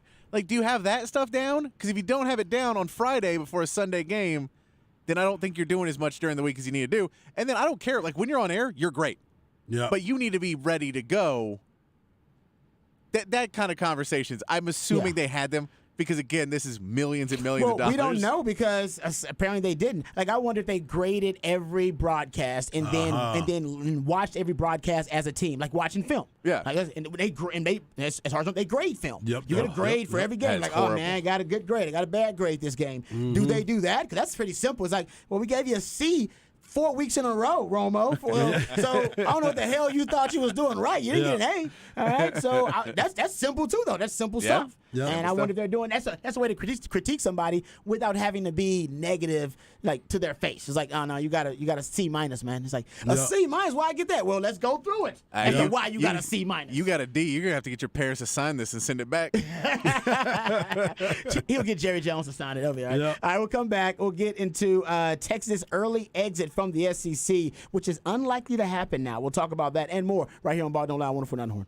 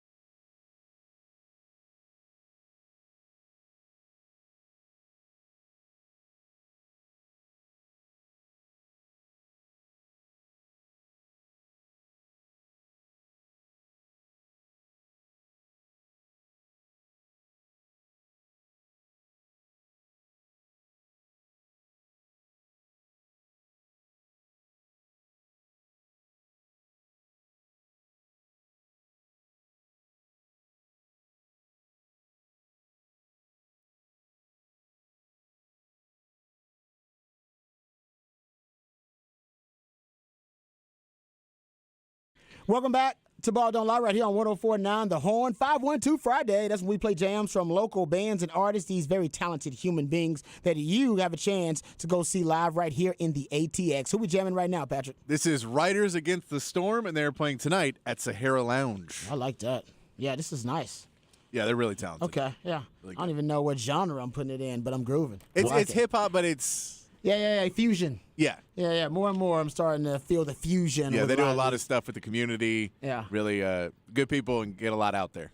Good stuff. Help out a lot of people. My man Patrick spreading the good words. What 512 Friday's all about, and showing love to live and local. That's what we are too. So you can be a part of the show. You're the best part of this show. 512-337-3776. That's the number to the Specs text line. You also can hit us up via Twitter. Harge is at Hardball Harge in the Twitterverse. Patrick Davis at It's Patrick Davis, and I'm at Rod Babers in the Twitterverse. All right, let's get to this conversation, gentlemen, because it's a conversation that a lot of Longhorn fans have. They're upset about this. The assumption that the Longhorns and the Sooners would be able to negotiate, finagle their way out of the Big 12 Conference with an early exit. Apparently, that has been rebuked. And apparently, that is a misguided notion. It is looking more and more like the stalemate in the negotiation between the Big 12 and between Texas and Oklahoma and the broadcast networks is going to keep Texas in the Big 12 for the foreseeable future.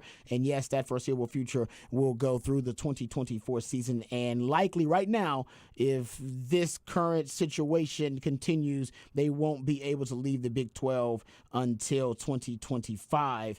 It's been reported by multiple outlets, Dennis Dodd, Pete Thamel, Brett McMurphy, that the negotiations broke down over what they are calling the games for currency deal. They were basically going to try to compensate Fox for the money they were going to lose for Texas and Oklahoma no longer being a part of their broadcast and the advertising dollars they were going to lose. They were going to compensate them with giving them more games because they only get a certain percentage of the broadcast deal, and ESPN has the other percentage. But apparently those negotiations have broken down, and one excerpt I read said, sources said the sides couldn't agree on how to create equitable value for what Fox would lose in 2024, the equivalent of 7 football games featuring Oklahoma and Texas that command premium advertising. So there you go. It's the Big 12. Figure it out. I mean, come on, baby. I mean, I have no problem with Texas staying in this area, staying within the Big 12 conference, because there's so many different things that need to happen for Texas for me to feel comfortable for them to go out that way. If they have to go, they have to go, and I'm all down with it as well. But come on, and there's some fun games that could be played in this Big 12 conference. You've already looked at it. You're not playing Oklahoma State this year. The schedule's set up for you pretty doggone nice, to be honest with you. It is. And we get to see teams like BYU. I know a lot of people don't want to see BYU. Dude, that's a Sark Bowl. Sark used to play that's there. right. It's a Which great is probably why storyline. they're playing them here. I know you. Yeah, trust me, you don't want to go play there. You don't want to go to Provo. I've been to Provo. Last time we were Were you there. there when the weather was? I was there when Taysom Hill Yeah. looked like the white Vince Young out there. Were you on the sideline again? Were you still I on the was sideline at that time? sideline at that time, Yeah. and it was a sad state of affairs. So we don't want to go there. But you're right. Your point. It's a favorable schedule. It's a You ain't gotta go favorable there. schedule. You have an opportunity to play against some high-quality teams right here in your own backyard. Patrick pointed this out the other day. You only truly have to leave the state of Texas one time. Two times. Yeah, two times the whole in the schedule. Big- Once in the Big 12, though. Once in the Big 12. Yeah. I mean, what more can you ask for? In the trip out to Alabama, you've been waiting for that one. You've been planning that one since it got on the schedule. Yeah. So enjoy your field trip. Now you're right back. You get a chance to play here. And some teams are going to be down. You don't know what TCU is going to have coming into next year. They're going to be losing a lot of talent. You have seen to upgrade your team every single year. You pointed that out. This is the time for Texas to, quote unquote, play for a Big 12 championship and actually win the Big 12, which hadn't happened in a very long time here around the 40 acres. 09. Last time you won it, 09. Ding, ding, ding, last ding, time ding. Last time Yeah. you played in it, 2018. Exactly. So that's 9 years apart. And I guess technically in 2013, you were you had to win. You had a win scenario where if you won the game, you could win the Big 12. But that you weren't in the Big 12 championship, Exactly. and they didn't have it then. They didn't have it then. But yeah, so I mean, right now I'm with you. I don't have a problem with them in the 14-team league at all. I have gone even as far as to say, because I know some Longhorn fans are thinking this is going to hurt recruiting, this will hurt the brand, we're going to lose games because the Big 12 is working against us. And like I said earlier in the show, guys, Longhorn fans, you got to get out of that mindset. I mean, the truth is, based on recruiting rankings, you've been the most talented team in the Big 12 for the last 20-something years. And you got more resources and should have better facilities than other football programs in this conference. And yet, time and time again, we see Texas do less with more. And more other institutions, they do more with less. So, yeah, you can't, in my opinion, with all the advantages you have, say, oh, man, we might lose games in the Big 12 because the officials are going to screw us. Right. That Come can't be on. the thought process going into the game at all. You're You're already defeated if that's what you're thinking about the entire time. That's why we're losing? Yeah. Is it the officiating? You got the best recruiting class, the most resources, the most money, probably the most advantages of anybody else in the Big 12. NIL, you're going to dominate the Big 12 in NIL as Yep. well. Yep. Transfer portal, you're going to win transfer portal rankings in the Big 12 year after year. Winning at everything except for winning. Exactly. And then you can't complain about the officiating, guys. You can't be that fan base. No, Because it seems like all the other sports are doing their part in playing for a Big 12 Thank you. championships. So you can't. Yeah. So I understand this. I'm not saying that there's bias by officials, and I'm not saying that officials and officiating crews don't have agendas. But I think Texas needs to control the controllables at this point. And I agree with what Hard said. And why not just go win the Big 12? Quit talking about, man, we got to get out of this Big 12 league, this trash football league, so we can go to the SEC. And be 8-4 in the SEC, and you feel better about 8-4 in the SEC than you in the Big 12, well, good for you. Yeah. Good if that comforts your mediocrity, and good for you. But the truth is, I agree with Harge. Let's win the Big 12. Win the Big 12 before you leave it. It'd be great. You won the last Southwest Conference Championship. Win the last time you're in the Big 12. That'd be great. Come on, man. And I think Harge is right. I think the last time Texas was in back-to-back conference championship games had to be Southwest Conference and then that first Big 12. Big 12. Right? It With had to be James it. Brown, James Brown right? back in the day. Yep. And Texas has not gone to back-to-back Big 12 championships since then. It'd be great if Texas could do that. The last love 2 the years in the Big 12. opportunity. Back-to-back Big 12 championship representation, that'd be great. Bring me Appearances. the opportunity. Yeah. That's all I'm asking for. So I want us to be chilling in Arlington, getting ready for that game, doing a pregame show from Jerry World, getting ready to play. That's all I'm looking for. I'm not greedy. you shouldn't be. I'm not greedy. I mean, I don't think it's agreed for Texas at this point in Sark's tenure here, third year, after stacking up 2 really good recruiting classes back to back, to be talking about competing for a Big 12 title, not even winning it. Like I said, competing. I'm going with the baby steps. Be realistic here. Just compete for a Big 12 title. Because the truth is, Texas, as much as Longhorn fans hate to admit it, they haven't competed for a Big 12 title very often. Not at all. I mean, it's just not. It's not in our DNA right now. right. I You know did what I'm it saying? twice when I was here, but not in back-to-back years. 99 and 01, and then of course 05. You get your Big 12 title. You get 09. You got your Big 12 title. Yep. And then I guess 2013 you're playing for one Big 12 title. That's 2018.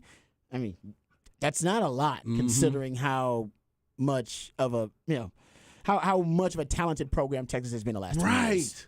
Right. So- If what starts here changes the world, get into the Big 12 championship That's game. it. Oh, I love this one. Texas and Oklahoma, last 2 Big 12 titles in the conference. That Come would on. be great. That'd be outstanding. Honestly, I would really like that. I know I shouldn't be rooting for Oklahoma. No, to but get just there. make them play each other for the game. Let's do That's what I'm that. saying. That'd be really That'd be good. And it'd be a middle finger to the Big 12, like, Exactly. yeah, on our way out. We up out of there. We out. Exactly. We up out of Your there. 2 big dogs are out. Yep. But I'm looking, and Longhorn fans are not going to like it. I'm looking forward to the 14-team league. I'm looking forward to it. I am too. I'm excited about it. I'm looking forward to it because I got confidence in Texas as a program that just because it's a 14-team league and you added U of H, Central Florida, Yeah. BYU, all right, since you're adding some of these in Cincinnati, I don't think that's going to hurt Texas's chances of competing for a Big 12 title. And this year, this coming season, you get to play two of the new teams that are here. You get to play BYU and you get to play U of H. Next year, you can plan a trip possibly to Orlando,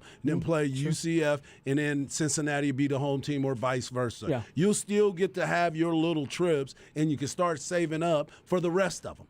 You can make sure you start saving for those. So it's because this is not the time. Enjoy it, play tough, and make it get down. That's all I care about. I'm with you. I say in the Big 12, if you want to talk trash and talk ish on the Big 12, then go win the damn league. Just like they said in Major League. Only thing we got, win the whole damn thing. Yeah, win the whole Let's damn go thing. do it. Yeah. So I'm looking forward to the next couple of years. If it indeed Texas has to be in the Big 12 for the next 2 years. And by the way, I think it's an ongoing negotiation still. But if they are at a stalemate, I have no problem with them staying in the Big 12 for the next 2 years. I think it'll be good for the overall program. You got a lot of things you got to work on.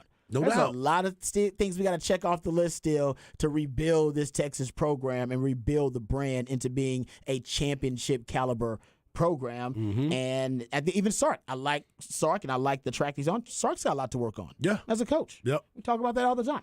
And he talks about, and I'm glad he does, in introspective fashion, talks about the man in the mirror moment that he has every offseason, and he needs to take more strides this offseason. And so by the time you hit the SEC, leaving the Big 12, you should hit the SEC with, with everything moving in the right direction. In place. Hit That's the right. ground running, and you should be ready to compete for an SEC title as soon as you hit the SEC. That would be my goal. Not rebuilding, not, feeling your way into the SEC. No, you should be able to go to the SEC and compete for an SEC title. I'm down with that 100%. Yeah. So I have yet to find a real reason this is detrimental to Texas, but I'm sure others have their own opinion.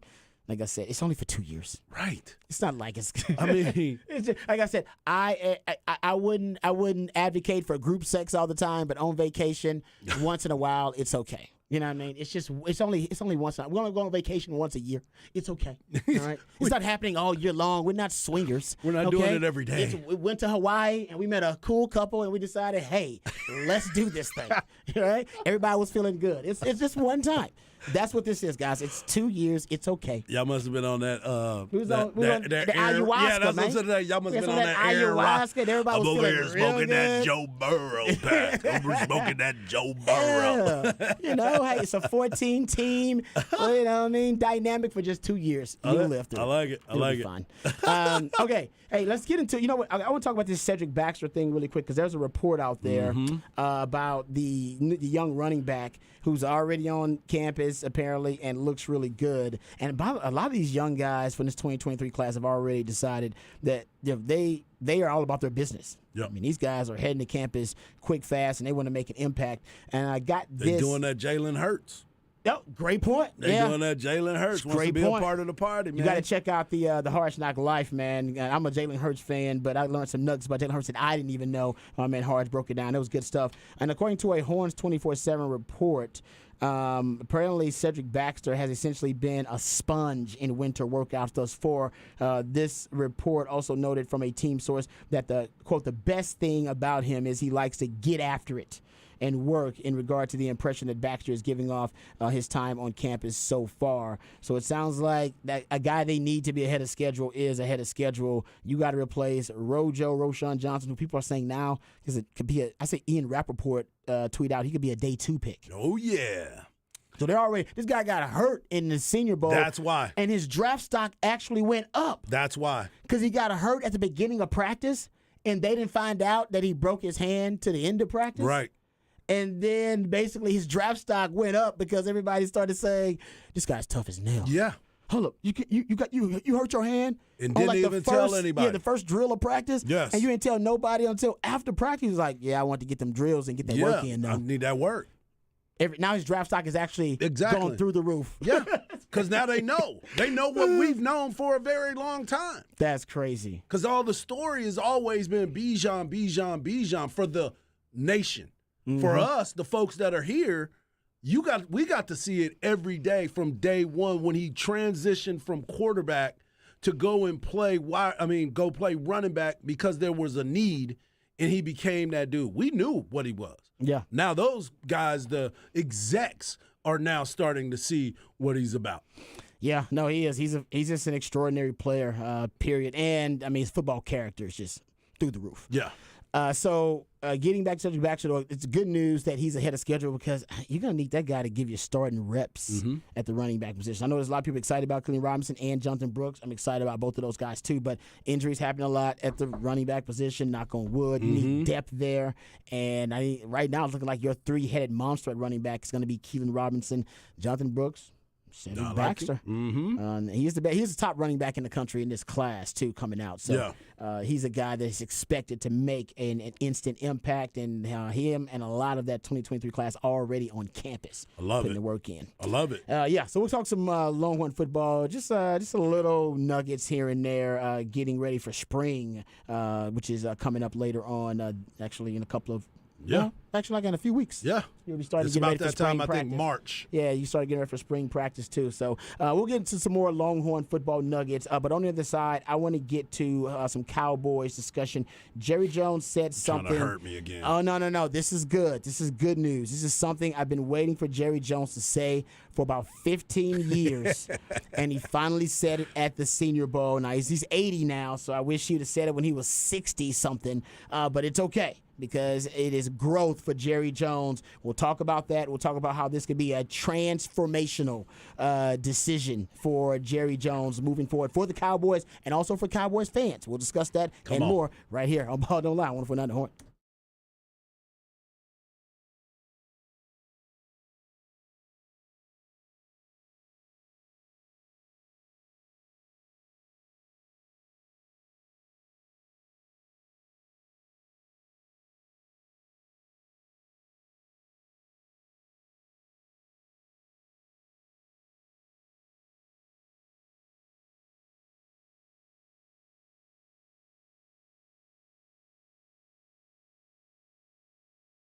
Hey, what's up, folks? Lifetime Longhorn Rod Babers here. And let me tell you about my friends over at Apple Leasing. Now, we all know that time is money. And my friends at Apple Leasing, they want to save you both. They want to save you time, save you money, but also find you great value. And they do it really well. Apple Leasing has the ability to put you in any make or model vehicle that you want. The professionals over at Apple Leasing can help you get the price you want, the payment you want on the car that you want. And all it takes is one phone call or one click on Apple Leasing's website, and you'll get a quote on any make or model vehicle that you want. They can even give you an estimate on the value of your trade-in right over the phone. See, Apple Leasing has what they call their simple interest easy lease that makes everything simple because it gives you more flexibility, which is going to give you more possibilities and options to help you find the vehicle that fits you best, but more importantly, the vehicle that fits your budget best. Inflation is through the roof. We all know it. We all feel it. It's never been more expensive to buy a new car, buy a used car, buy anything for that matter. So leasing makes more sense now than ever. You're only paying for the part of the car you're actually using. So call Apple Leasing today and learn about how much money they can save you. 512-346-9977. Apple Leasing gets all the same discounts and all the same incentives that the dealers do, except my friends at Apple Leasing, they pass those savings on to you, the customer. So give them a call today, 512-346-9977, or visit appleleasing.com. That's appleleasing.com.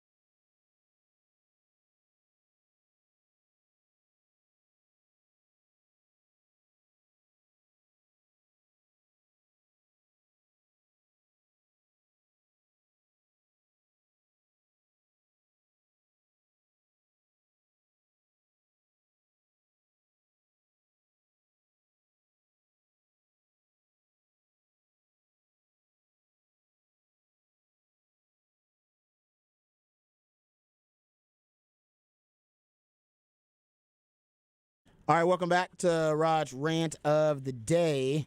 And I want to talk about the Dallas Cowboys. And this is not a setup. So I saw my man Chan say, Rod is teasing you hard. I'm not teasing you. This is actually, these are facts here that I'm dealing with. So Jerry Jones at the Senior Bowl.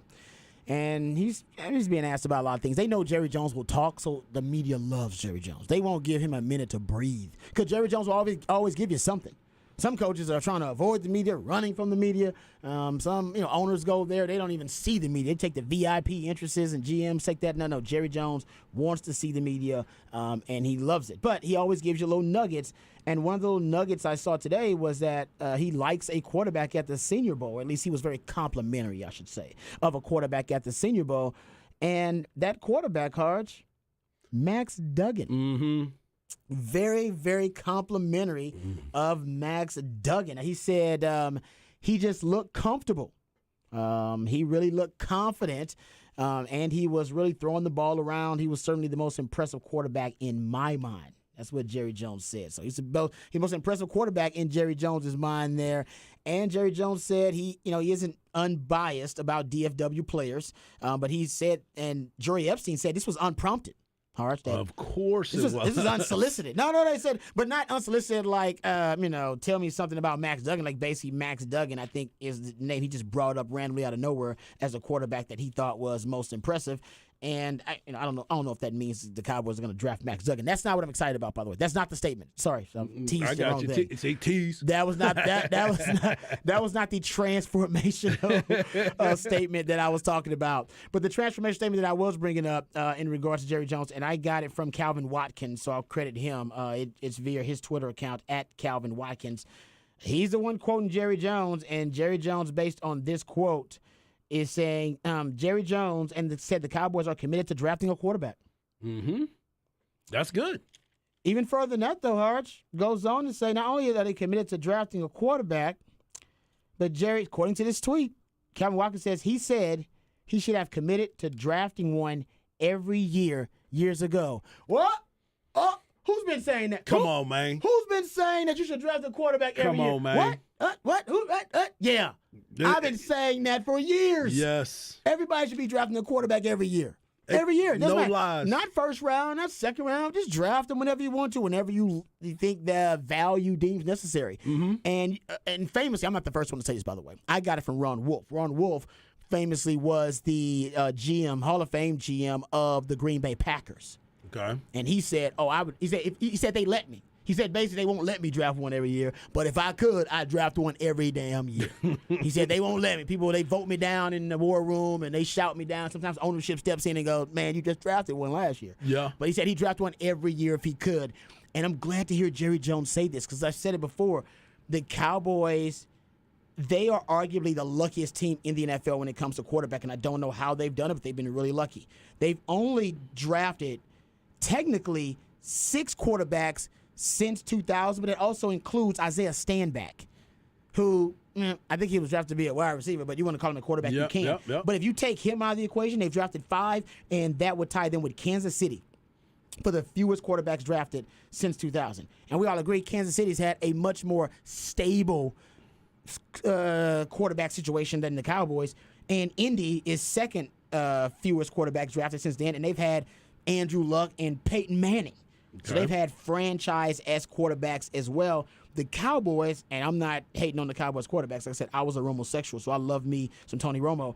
But Tony Romo was an undrafted free agent that ended up becoming a franchise quarterback, and God bless him for that. But, guys, I can only remember one undrafted free agent quarterback that became a franchise quarterback other than Romo, and that's Kurt Warner. I can't think of another one. Yep. I'm sure there is one. But this really undrafted. If you want to count Case Keenum, you can. Case Keenum wasn't a franchise quarterback for anybody.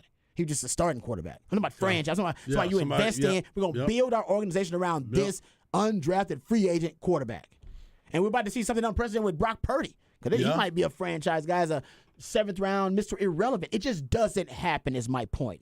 That is very rare. It's extremely rare. Okay. And then you got Dak Prescott. And by the way, I love me some Dak Prescott too. I'm not a Dak hole, but I love me some Dak Prescott. But Dak Prescott, that was a happy accident. As I said, that was a happy accident. You didn't think Dak Prescott was going to be a franchise quarterback. It was a smart move to draft a quarterback, and look what happened. You made a little change, right? made a little thing. That happy accident worked out for you, but he was your third string quarterback behind Kellen Moore. But you wanted Connor Cook, you wanted Paxton Lynch, you wanted Johnny Manziel at one point. And then it all worked out where you drafted the right quarterback, and that guy was Dak Prescott for you. And my point is, I think you would be in a better position even today as an organization if you draft more quarterbacks. It is a really unhealthy organizational habit to have as few quarterbacks drafted as the Cowboys have had over the last 20-something years. The 49ers, they've had 13 quarterbacks drafted, and that doesn't even include guys like Steve Young, who they brought in. They just had a healthy organizational habit of bringing in quarterbacks. The New England Patriots they drafted 13. Most of those, 9 of those, were after Tom Brady had already won a Super Bowl and was their franchise quarterback. So Pittsburgh's drafted 10 in that time span, and they've had stability at the quarterback position. It's just because you never know if you want to draft a quarterback, you can flip them like a house. That's what the Patriots have done. Get draft picks for them like Jimmy Garoppolo and Matt Castle. You can turn them into your developmental future quarterbacks and develop them for the future. We've seen that. Hell, that's what Romo was basically. Yep. But, I mean, he was an undrafted free agent, but that's what you brought him for. I think they planned on Dak being that developmental guy. I always say that since you see, quarterbacks as the most valuable, they're perceived as the most valuable piece of any organization. Everything that's valuable in our life, we take out insurance on, house, life, our car, whatever. You should do the same thing for your quarterback, and that's your backup quarterback. So people should really prioritize the backup position a little bit more than they do. And I think some teams, more and more, are starting to prioritize that. But there's so many reasons to always draft quarterbacks, and the Cowboys have just been atrociously irresponsible about the quarterback position. And like I said, they've been lucky. I like the way you said that. I like the way you said that. They've been lucky. Yeah. They've been really lucky because they still, like I said, you got Dak and Romo, but trust me, guys, you should be in a disastrous position right now, but you stumbled upon Romo. Thank God for Bill Parcells leaving you, Romo, and then you had the happy accident with Dak. You didn't know Dak was going to be what he is now, but thank God you just drafted a quarterback. Hell, like you know what I mean? So that's my thing with the Cowboys. If you keep drafting quarterbacks, I swear, good things are going to happen. The 49ers, we just talked about with Brock Purdy. They didn't know Brock Purdy was going to be what Brock Purdy is. They drafted a quarterback that had the best value for the spot. They would draft him in the 7th round and figured, hey, man, it's the best bang for our buck right now at 7th round. It's Brock Purdy. Let's do that. And then we'll develop and we'll coach everybody that's on our damn roster. And look what happened. Draft more quarterbacks. Got to. What do you? I've never understood it either. As a Cowboys fan, what have I always said? I mean, I don't understand why it takes you so long to. His long-term plan has never been to draft quarterbacks. Now all of a sudden he's like, man, I wish I would have did. You know what I wish? You know what I wish, Jerry? I wish you wouldn't have been so stubborn and kept Jimmy Johnson. That would have been good. That's what I wish. You shouldn't have had to done that because he would have picked all the people for you. And I guarantee you, they would have drafted a quarterback because remember, when he was the head coach, they drafted Troy Aikman and Steve Walsh. He made him nervous. Yeah, you're right. There was competition the entire time. Yeah. At the quarterback position. Great point. It's a great point. I it's totally like, agree with you. man. Yeah, just keep bringing them in. I mean, you just never know what you're going to have. And nobody really agrees on quarterback. I remember reading the story about Bill Walsh, who asked all of his coaches. He was in a boardroom, makes a meeting with all the coaches right before he traded for Steve Young. He asked all the coaches in the room, hey, who agrees with this trade? Who agrees that we should trade for Steve Young? And not one coach raised their hand. He was the only one that wanted Steve Young. He was right. And that's why he did it. And that's why he that's why he walked out of the room and made the trade. It was like, they don't know what the hell He's like, I might be firing all of y'all after He's this. like, oh, these bums, what the hell they're doing. Hall of Famer.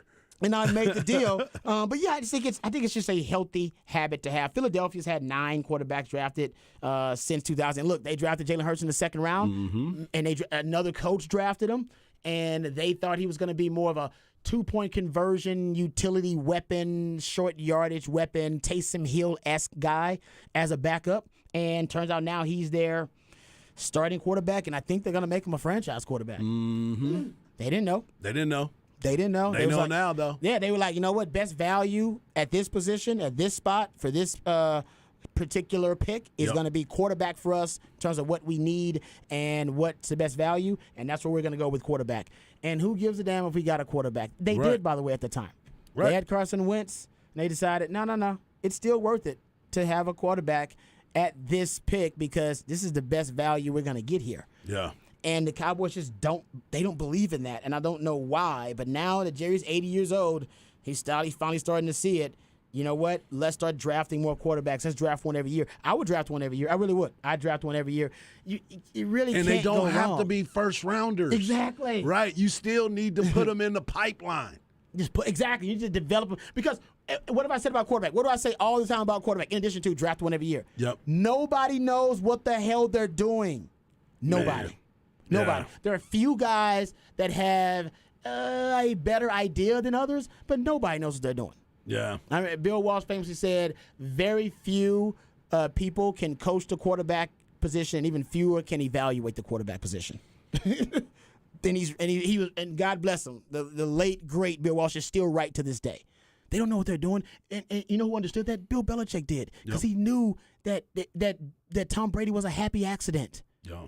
In the 6th round, he said, damn, I got to go try to find me another Tom Brady. And he kept drafting quarterbacks higher than he drafted Tom Brady, looking for the next Tom Brady. Yeah. And it was always a good habit to have. Why? Because it kept pushing Tom Brady and also drove the price of Tom Brady down. He always gave him a discount, right? Because he always thought in the back of his head, these mofos keep drafting quarterbacks. Yeah. I better not ask for a lot of money, no matter how many titles I win. It's a healthy habit to have. Your quarterback won't get the big head if you keep drafting quarterbacks, I guarantee you. And he'll definitely spend more time in the film room. Exactly. Making sure. Yeah, that's exactly right. So in 2018, the Cowboys drafted in the 5th round Mike White, who is now That's the right. quarterback You're right. for the Jets. Exactly. It's a damn good one. and See? they love him. It was a good one, though. That was a Yes. good pick by them. Yes. So you should get. That's a good. I know they ended up cutting them or whatever. Yeah, he releasing ended them. up going somewhere else. But still, that's a good pick. So think about your quarterback picks you have made. They've been pretty good. Yeah. They've been pretty good, right? He was only with the Cowboys for 1 year, and then boom, he went to the Jets the following year, back up his first 3 seasons, and then he didn't get a chance to play until boom, Zach Wilson got hurt. It's a good. Yeah, you're right. Good point. And now- where'd they get Cooper Rush from? Do we remember? Where's Cooper Rush from? I think he's another one that's from like Eastern Illinois. No, I mean, like- Western Michigan. No, I mean they drafted him. Was he undrafted? He let me find that out. Okay. I wasn't sure about Cooper Rush. I wasn't sure. I didn't do that, the research about Cooper Rush. But one texter here, great point. Thank you for bringing it up. Says Warren Moon. Undrafted. was Undrafted in 2017. It's a good pickup. Yep. So it wasn't drafted, so I'll give him credit for it, though. That's a good one. That's an undrafted free agent that you got a lot of valuable reps from. Texas says Warren Moon was undrafted. Yep. But that was been a long time ago. Great point, BD. He was undrafted. Now, granted, he was going to be drafted. But he was Yeah. going to be drafted late, so he went and signed with the CFL before the draft. Yeah. So Edmonton he would have been Eskimos. drafted, Yeah. but he was an undrafted free agent. Technically. And how do we leave off the Oilers? Come on. Yeah, it's not. Yeah, but it's so rare, though, right? I'm saying, It is, yeah. undrafted free agent becoming a franchise quarterback is extremely rare. We got 3 examples I think we all come up with, and 2 of them are Hall of Famers. Yep. Like, it's just Ding, ding. Yeah, it's really rare. Yeah. But the Cowboys, my point is, when And Tony Romo's a Hall of Famer. He's a college football Hall of Famer, but he's still a Hall of Famer. Technicalities. Hey, not going to be in the Broadcasting Hall of Fame anytime soon. but yeah, I'm glad you brought up that Mike White thing. It's like Yep. the Cowboys, they should draft more quarterbacks. And Mike White, that was 2018, right? Yep, 2018. So they've had, And Cooper Rush was 2017. and that was bringing us undrafted. undrafted free agents. That's Yep. probably why they probably didn't draft the quarterback, because they really liked Cooper Rush, and I totally understand that too. But yeah, with the Mike White thing, and then Dak was 2016. Yep. So that's a good little run. They had a you good- had they always 2016, you do have drafted a Dak, little run. and then you had Cooper Rush as an undrafted free agent, and then you end up drafting Mike White. See, that's why you should try to get one every year. Yes. Like, look at that run. That's a nice run. You just got 2 quarterbacks, one that's a starter, one that can give you starting reps, and the other that's competing for starting reps, and you got them in 1, 2, 3 straight Yep. years. Now, Yep. one was undrafted free agent. My point is, I should just say acquiring quarterbacks. Acquire. Is still good. Drafting them is probably the better way to go, because undrafted free agents is just really hard to get the most bang for your. Well, it's the best penny stock in the NFL, but as a quarterback, it's hard to get a high level playing quarterback at undrafted free agent. But I like what the Cowboys have been doing lately with quarterbacks, because they are drafting more Yep. of them. They drafted Ben DiNucci. Danucci. What year was Danucci? Like 20, was it 2020? I think 2019, 2020, somewhere I around think there? he was 2019. Yeah. So yeah, I mean, like I said, it's Danucci. Yeah. So they're getting better at it. Is my Yep. point. They've only drafted like 6, I said, since 2000, and most of them have been recently. Yeah. So the Cowboys are getting better at it. They need to draft more quarterbacks and acquire more quarterbacks because actually they're better at it than they think. A lot better than what they think. Yeah. I'm with you on Give that. your scouting department some credit, man. Draft more of those dudes. You should have had a Brock Purdy potentially on your back. Is your man. third string quarterback potentially. But like I said, Cooper Rush, that was a hell of a pickup. I'm glad you brought that up, Harch. All right. Let's get to off the record on the other side. We'll get to another off the record and also get back to some NFL news, notes, and nuggets in the 6 o'clock. All that and more right here on Ball Don't Lie on 104.9 The Horn.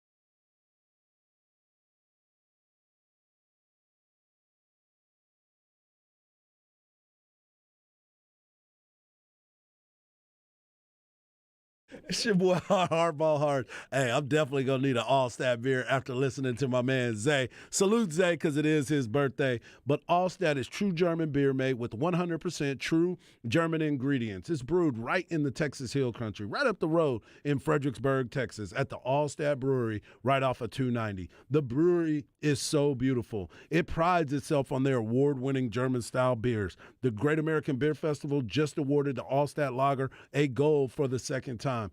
They also have amazing fine dining restaurant and a tap room where you can enjoy more flavors. Do yourself a favor and plan a tour today. They are closed today, but plan the tour for tomorrow because I'm sure they'll be open and you'll get a chance to see it for yourself. You can enjoy great beer, great food, and of course, take some great friends with you. Go to allstatbeer.com right now to find a local watering hole where you can enjoy some or where you can pick some up on your way home. Regardless, make Allstat your beer of choice. Allstat beer is made with 100% true German ingredients. That means German hops, malts, and yeast. And of course, they use that natural hill country water. Allstat beer, no impurities, no regrets.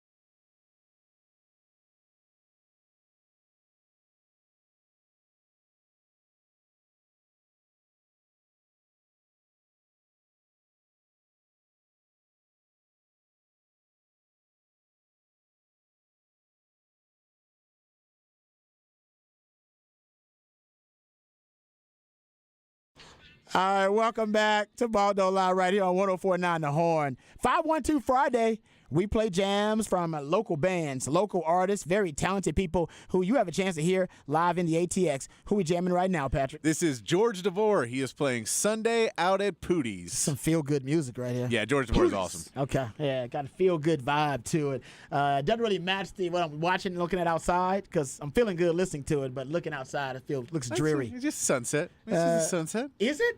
Yeah, it was sunset. All right, yeah. Today's sun came out though, which was nice. It I know did. we've actually had That the was sunset beautiful, yes. as opposed to just getting dark.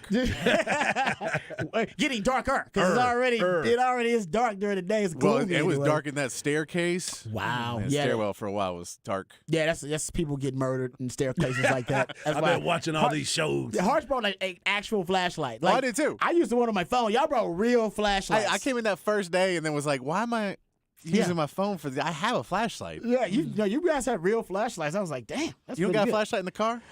I do have one in the car. You should always have a flashlight in the I was I car. got going to one in say, the you car. got everything in there. Your wife packed it. She did. Don't forget, your wife packed it. Well, honestly, I guess it's probably TMI, but I used the pickle jar she gave me Yeah, that for is the TMI. bathroom pickle jar. I had to use it. Were 'Cause you it was- stuck in traffic somewhere? No, because the lights went out in here. I couldn't yeah. see in the bathroom, and all of our restrooms, all of the toilets are automated.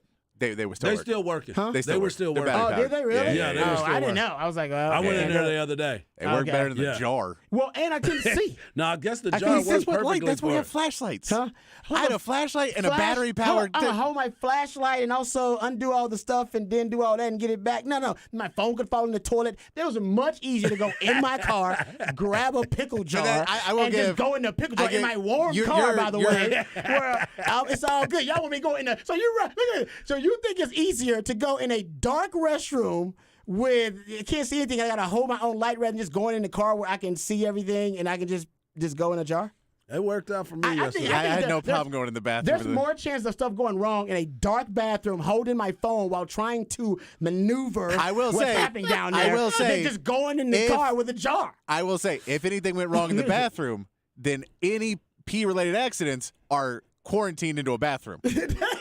A pee-related accident in a car, now that is a piss car. Why would I have a pee-related accident in my car? What's going to happen in my car? You might. Who am I? I'm listen. Rod B's got stone hands, but I get when I need to have Whoa, good whoa, hands. whoa. When I need to have good hands, I got good hands. All right.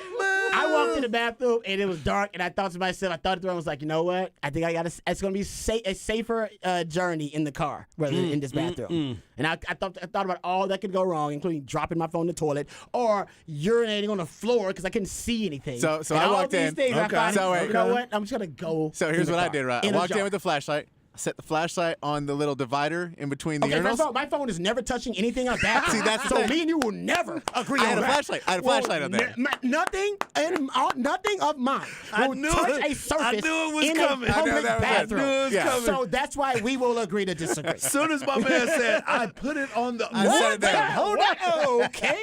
We are not the same. That ain't happening. I love you, but nope. That's no. We are not the same. I think it's more sanitary to go in the jar in the car and to put my phone on a public restroom. Oh, I so love it. good. Anyway, all right, let's get right to it. It is Michael Jordan Day, as my man Horace pointed out. Michael Jordan Day, which basically what you say is 2-3, 2-3, then 2-3. 2-3 of 23. Yep. Which had to go. And his birthday, Patrick pointed out, is in February. February 17th. February later on. All right, but Michael Jordan Day. So I saw this little fact out on Front Office Sports about how much money, how Yeah, rich buddy. Michael Jordan is. Yeah, Did y'all go see this, ahead. man? I did. Dog, this is crazy. Okay, so Michael Jordan earns reported like 5% on Jordan brand sales in his licensing deal with Nike. So here's some factoids about his 2022 year. Nike's Jordan brand brought in $5.1 billion in fiscal 2022. His aired in his pockets a reported 5% of that under his deal with Nike, the athlete and apparel company, which obviously he's been with, I should say, since 1984. Based on those figures, Jordan may have earned $256 million last year just from licensing from Nike. Mm-hmm. His net worth is $1.7 billion, and the Jordan brand revenue hit $4.8 billion in 2021, up 31% from the previous year's $3.6 billion. And the NBA legend and owner of the Charlotte Hornets made $90 million in salary over his NBA career. So basically, he made more money in 2022 just from the Jordan brand alone than he made in salary over his NBA career. Yeah. And the beautiful Wow. part about it is, too, That's crazy. you think about it, he played for 2 teams in the NBA, the Bulls and the Washington Wizards. His last basketball game was in 2003. Dude is making bank. Wow. And every year they put out he has not made a new Jordan, and I can't even tell you. It is. He just brings back the old ones. Just bring back the old It's ones just retro. and then sign all these other players Wow. to that's right. represent the brand. Yeah, good point. Zion is one of them. Luka Yeah. is having a shoe come out. You're right. Derek Jeter was one of his guys in baseball. They were wearing Jeters for baseball shoes, Jordans for baseball shoes. CC Sabathia was one of them as Who the well. football? He got a couple of football. He's players got a too, I couple. think. Remember he used to have Dez. He had He Dez had for a little while. bit. Yeah, he's got a couple of guys. So his whole brand continues to dominate. That's amazing. And everybody, you still talk about it. You think about KD, you think about LeBron, you think about all these other players that have been in this game, and their shoes aren't even close to selling like Jordans. Yeah, they'll never be anything like Jordan's. Ever. Yeah, I know now that I got on some dunks today that I'm representing Oh, for. those are clean. I'm representing for that, but I'm Those are still clean. like, Those are clean though. I like those. I mean, like, purple. man, what is happening? Now they have like these designer shoes that are worth a Right. lot of money and stuff, and I get that. But the Jordans are unique. Those are that- the most designer shoes right there. Jordans are. Yeah, they're just exactly because they were they considered to be his shoe, because his brand and his iconic status Yep. are essentially what made the shoes great. And yeah, I mean, I'm not surprised he's making that much money, but man, the Jordan brand is as strong as it's ever been. Ever. It hadn't been. I mean, it continues to get stronger. Yeah. Going to continue to. Yeah, Because, And I mean, and- there's still people wearing. My daughter is 6 years old, and you know what shoes she wears? Jordans. Jordans, but they're the Zions. And yesterday or the other day, she asked if she can get some Giannis's. So we got her some Giannis Antetokounmpo. What brand? They're Nike. They're He's Nikes. Nike. Okay, I didn't Yeah. know if Giannis was. Yeah, okay. he's a Nike guy. Okay. Yeah. She's 6. Exactly. She's 6. She loves. But she already knows. She knows. She the already brands. knows, Yes. but about the Jordans Yep. and what the status of Jordans and stuff like Absolutely. that. It's such a big part of our culture now. It's amazing. Mm-hmm. It really is, man. And I remember I didn't get my first pair of Jordans until I was in the league. I was in the NFL. I had a contract with Nike. It was not a big time contract, but just to get Hey, like it still apparel. counts, bro. To get like apparel, like Yeah. the kind of you had, I'm sure, Yep, and I just to did. get apparel. And yeah, I just when I got my first pair of Jordans, I was like, Yep. I'm ordering some Jordans. I ordered like 3 of them. I was like, I've never had them. Ordering Jordans for a while, and yeah, it meant something even at the time to get Jordans for the first time. So Yeah, that was awesome. And back in the hood, hey man, you didn't want to wear Jordans. You didn't wear them while you were there. Or You starter- or wore- starter jackets. Or starter jackets. That's right. No, Keep it moving. Keep it moving. Keep it moving. It wasn't worth it in my hood to have those Yep. Jordans and Star Trek unless you was ready to get down. Unless you actually was also one of them people Yeah, you was who that needed to dude. be feared. You was that Yeah, dude. Robbie yeah. wasn't that dude. I could run. I could outrun everybody. So I could wear it because I probably could outrun the dudes that wanted to jack me for it, but it wasn't worth it. And once my mom heard about But you somebody... better not crease them. Yeah. Yeah. And you ain't Superman. You ain't faster than a speeding bullet. Exactly. Once mama heard that people was being jacked in the hood for starter jackets and Yeah. J's, I was never getting starter jackets. Even when I had my own money, like working a job, basically it was programmed in my head. I got to college, I had a little bit of money I get. Yeah. I never bought J's or a starter jacket. No way. No. Yeah. It was ingrained in me now. It's You not gotta worth walk it. around with the member only jacket on. That's Hey, what you better I did be what? rocking. I had the members on So the did jacket. I, It's bro. clean, man. Yeah, man. It's clean, that members I had only. blue and black. You know what I'm saying? It's nice. Blue and black. Yeah, two That's different ones. I had a black one, and I think I had a hand-me-down from my brother, which was like a gray one. Like a light gray. Like it. Clean. Man, members only still a thing? I will tell you this: when we were doing the filming for The Rookie,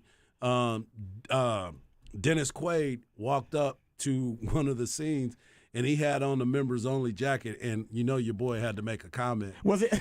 Did you make fun of him? Oh yeah, I was like, "Are you the last member? Like, why are you wearing that jacket?" Was it for the role or something? No, he was cold, and he had that jacket on. I'm like, "How did you find that? Like, where did you Oh no, you get that get from?" membersonly.com, $88. Really? Yeah, Membersonly.com. Okay. yeah. There He you must have go. been a member. I thought he'd be wearing it ironically or something. No, that was his jacket. He was cold. He was. Yeah. Well, members only jackets don't keep you warm. They were for fashion. They He was weren't sitting warm in his car jackets. for a while, and then he came out to talk about the scene, and he pulled it off after that, put it back on, went right back into the car. I'm like, Wow. okay, he is What really year was going to- this? What was that? 19? What year was the rookie made? 2000. Early 2000s. Yeah. That's still too late for Yeah. members only. Members only went out like I was in. Yeah. I think I was in middle school. Yeah. That's the last time you could wear members only, man. That's so funny. That's great. All right, come back. We'll get into Jerry Jones's comments, D'Amico Ryan's introductory press conference, and the quarterback that Jerry Jones liked at the Senior Bowl. All of that and more right here on Ball Don't Lie. Wonderful, nothing horn.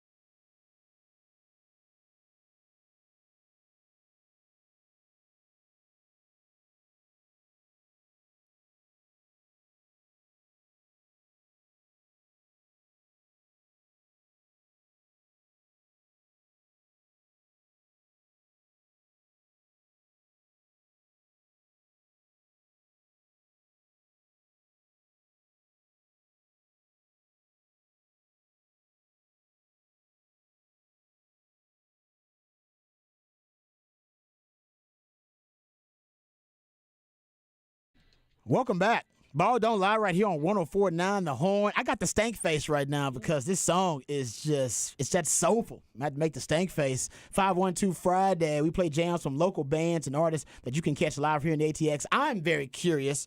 I'm always curious, but this time especially so. Who is this? This is Brother Thunder. Wow, that's a great name. It fits. And they're fits the voice. playing tonight at Flamingo Cantina. I like the voice, man. Yeah. It is. It is soulful. No question. All right. Then my man Patrick always hooking you up on a 512 Friday, giving you a lot of options, great options for entertainment over the weekend, live music in the live music capital of the world.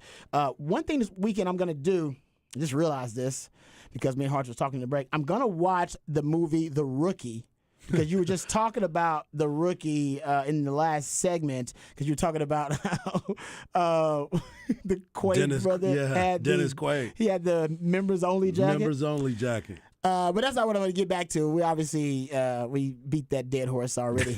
But I do want to talk about a little bit, because you had some memorable basically film shots in The Rookie. Yeah, because like you were basically an extra. I was an extra, and I did read for two parts in the movie. Do you have I didn't have a speaking role. So, but I did read for him, and they ended up giving it to an actual actor. It's ironic how this all happened, because saw it in the paper. They were saying they were doing a casting call for baseball players, and they wanted everybody to show up and do this, right? So we were like, oh, okay. My buddy Derek that you met, Devo, he was in Dallas. He came and hung out with us in Dallas. So we ended up walk into the thing, and one of our former teammates is a technical advisor, baseball advisor on the set. He's one of the guys, and as soon as we walked in, he was like, y'all leave. Y'all are in.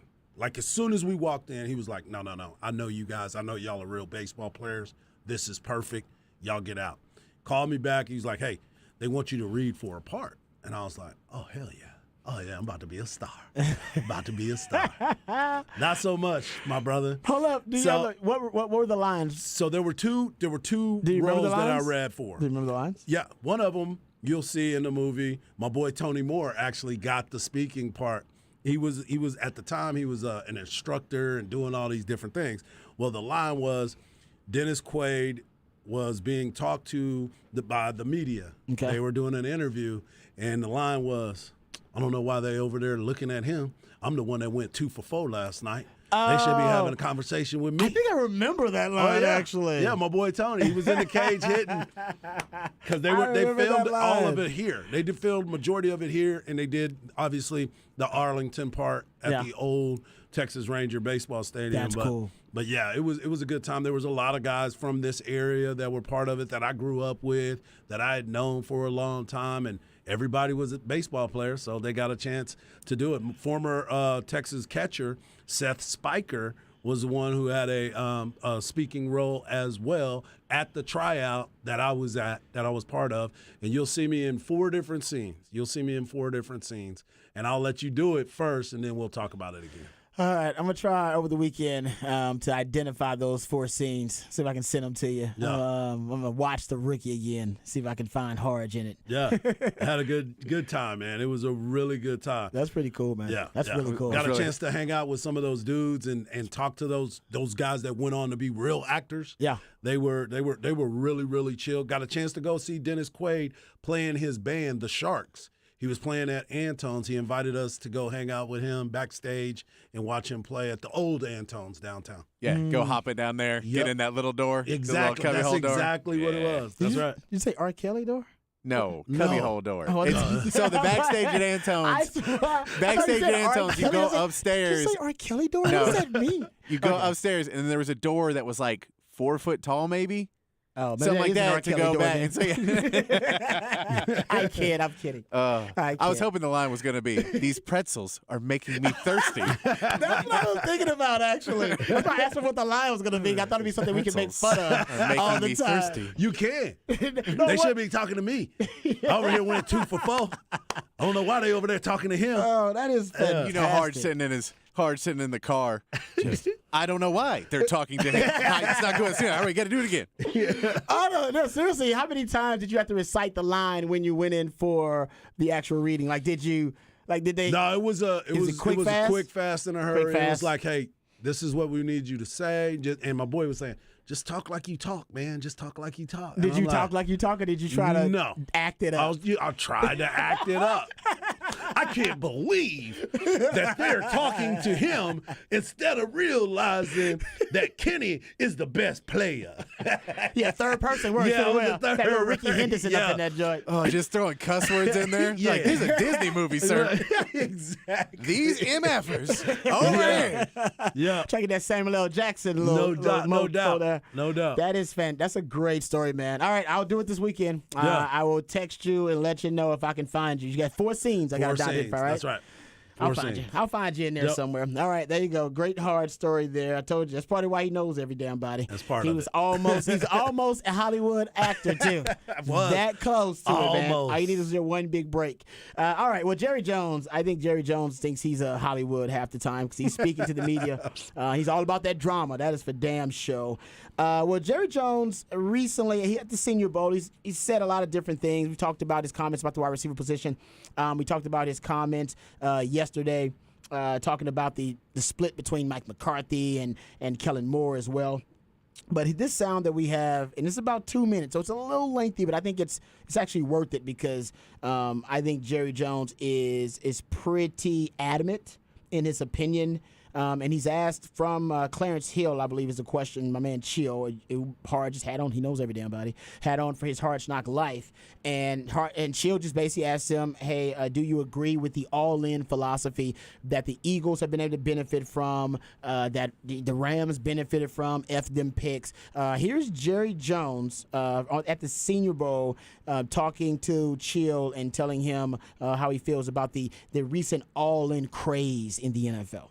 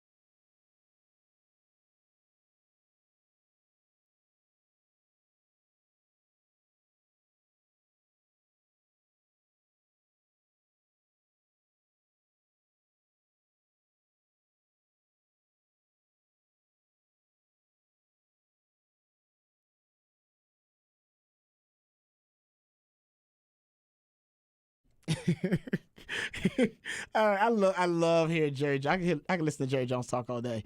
I think he's great, but I do think in this situation, he's gaslighting Cowboys fans a little bit. I don't know if he's doing it on purpose, but him talking about Definitely doing it on purpose. I don't know if he's doing it on purpose. Maybe he is, but talking about long-term goals and long-term strategy and how he likes being in the middle, likes where they are right now. It's like, You are right now where you were last year, and last year reportedly you were pissed about where y'all were. Exactly. And now you're okay with where y'all were. Y'all at the same place. And so, like, I think Jerry Jones, sometimes he is just, like he's gaslighting you guys a little bit. He just, I don't know why. I don't know if he's trying to just torture you guys, but yeah, it didn't make a lot of sense to me. I think if Jerry Jones is studying the recent trends in the NFL, because you can argue even the Bucs went all in. You can argue the Bucs also went all in with Brady and Gronk and Antonio Brown and Leonard Fournette, and they went, you know what? This is our window. The Rams, of course, did it with their cash over cap and Matt Stafford and trading for, the Von Miller trade and Odell Beckham Jr., all that kind of stuff. And the Eagles, of course, most famously and most recently, they're doing it too. So it just shows you that in today's NFL, unless you have an elite quarterback, and Patrick Mahomes is that guy, Josh Allen's that guy, Joe Burrow's that guy. Those are the guys you can reset your clock around, but every other GM in the league, it's their job to know their window, to learn how to extend the championship window, and then learn to when to reset the window. And I think for Jerry Jones, he missed his championship window, which was probably a couple of years ago, like the last 2 years. Right. I think that was the championship window because there was no way they knew that Michael Parsons was going to be that good that quickly. And once they found that out, that he was going to be that good that quickly, that's when they should have went all in and said, guys, this is our time. We got to go all in because this guy's special. Right. And the league's not ready for him. And they didn't do that. And I think that miscalculation is why they might have missed this most recent window. And now you got to reset things pretty much. And that's why people are sitting here looking at Jerry and saying, Jerry, you are not in a position for a long-term solution. You should have went all in like the teams around you, especially in your division, that are making moves, that are looking at it and saying, if we can get to the Super Bowl or get to the championship, everything else will take care of itself. Amen, brother. And you're not putting yourself there. We know year after year, we've been seeing it for years, that the cap gets bigger for you. The cap continues to evolve. Yep. So if you're worried about the money coming in the next couple years, you're going to get some form of relief with the cap. So why are you saying, they're paying for it? They're going to be just fine because you know why? They have a lot of talent surrounding their talent, and that's the most important part of it. If you keep telling us that you will do just about anything to get there, it won't be going all in. It won't be pushing your cards to the table and saying, we're going to take a risk right here. I know you talk about if you go in there and see my heart attacks. No, I mean, what are you talking about, bro? What are you talking about? In my eye and my head. Yeah, well, what do you say by dig in my eye? And look at my head. Yeah, I don't know. And pop me on my head. Yeah, I don't know. My head pop and dig in my eye. I have no idea. But I will say that I think Jerry has to understand that every organization makes this decision about when to go all in and when to reset the championship window. Take the Kansas City Chiefs right now. Mm-hmm. I know that they haven't done it with quarterback, but they're basically resetting their team as we speak. They got 5 rookies starting on defense. Mm-hmm. They just revamped their entire O-line. That was 2 offseasons ago, right after the Super Bowl where they lost against the Bucs. That's right after that. They redid the entire offensive line, and they kind of retooled, revamped the defense with 5 rookies starting now on defense, and they're about to do the same thing with their wide receiving core in this upcoming draft. I guarantee you. They're going to revamp their wide receiving core with weapons for Patrick Mahomes. So when you have an elite quarterback, you reset everything except the quarterback because you got that already taken care of. But everybody else, I mean, there are examples of it all around you. San Fran just recently reset with Trey Lance. Right. They decided Jimmy G, the experiments failed. We got as far as we're going to get with Jimmy G. It's time to try something new. Philadelphia Eagles did the same thing. They did it after admitting a mistake with Carson Wentz, admitting, we screwed that one up. That guy's definitely not our future franchise quarterback. But thankfully, we actually won a Super Bowl with a backup quarterback in Nick Foles. And then they end up resetting with a Jalen Hurts. Now they've reset everything. Yeah. They're going to contend for the next 4 or 5 years, potentially, because they've reset their championship window. And I think for Jerry, he's got to learn better when to extend and when to reset, and he hasn't really figured that out yet. And I think basically what you're seeing with squads like the Chiefs, they're starting to extend the window for Patrick Mahomes because they know how good he is, and others have to learn when, you know what, we need to reset the whole entire organization. And I don't think Jerry understands when to do that. And it hinders his ability to do so Yes. when he doesn't draft quarterbacks ever, because they're stuck with whoever quarterback they have. Not saying anything's wrong with Dak. I like Dak, but you're stuck with Dak no matter what the situation because you never draft quarterbacks, and also because what we just heard from Jerry Jones. Yeah. He doesn't believe in that philosophy. He believes that if he takes too much risk, that he'll have to pay too much for it on the back end if they fail. And my thing was, you should anticipate success. Thank you. Don't anticipate failure. Like, what is the failure? You're putting this together to win. Yeah, you should to Not win. to fail. He assumes they're gonna fail. Like, he's looking at it from what happens when we don't win it all if we go all in, and then I got to pay the cost for it. That is true. But what if you win it all? He's a Cowboy fan, Rod. What if you He win it knows all? what failure looks like. Right? You know what I'm It's like- saying? He is the one that is like, man, I know how this story ends. Yeah, and I think Patrick made a great point earlier that Jerry is about Cowboys being relevant. I always say football, the NFL is the number one TV show in America. The Cowboys are the biggest TV star on America's number one TV show, and they just can't afford to go below 500 or have a really bad season where they only win 5 games or something like that. When they have seasons like that, they're less relevant. And for Jerry, he's all about, hey man, we got to stay in the conversation, and even if they're not going all in, as long as they're competitive, they're always in the conversation. And not only in the conversation, the Cowboys dominate conversations. And they would no matter what, because the story would be the Cowboys suck so bad that they're going to be part of the conversation. When is Jerry going to do this? How bad is Dak? Zeke is terrible. He's past his prime. Mike McCarthy needs to go. What did they bring? You're going to be in the conversation no matter what. So why not be on the positive side of the conversation? I couldn't believe Jerry took the risk. He did this, he did that. He put himself out there, and this is the reward for it. Why not think of that as opposed to thinking they're going to be paying for it for the next few years? Nobody's even talking about the LA Rams and how they struggled. You know why? Because they're not the Dallas Cowboys. No matter how good they are. The Super Bowl is going on next week. They're still talking about the Cowboys and why he said we're going to give Dak an extension. Everybody's still talking about the Cowboys. It's going to be there. So his logic does not make sense for the fact of they're going to be paying. Jerry, you're going to be paying for it because you're getting beat up every single day about this. Yeah. Because you keep telling us how close we are.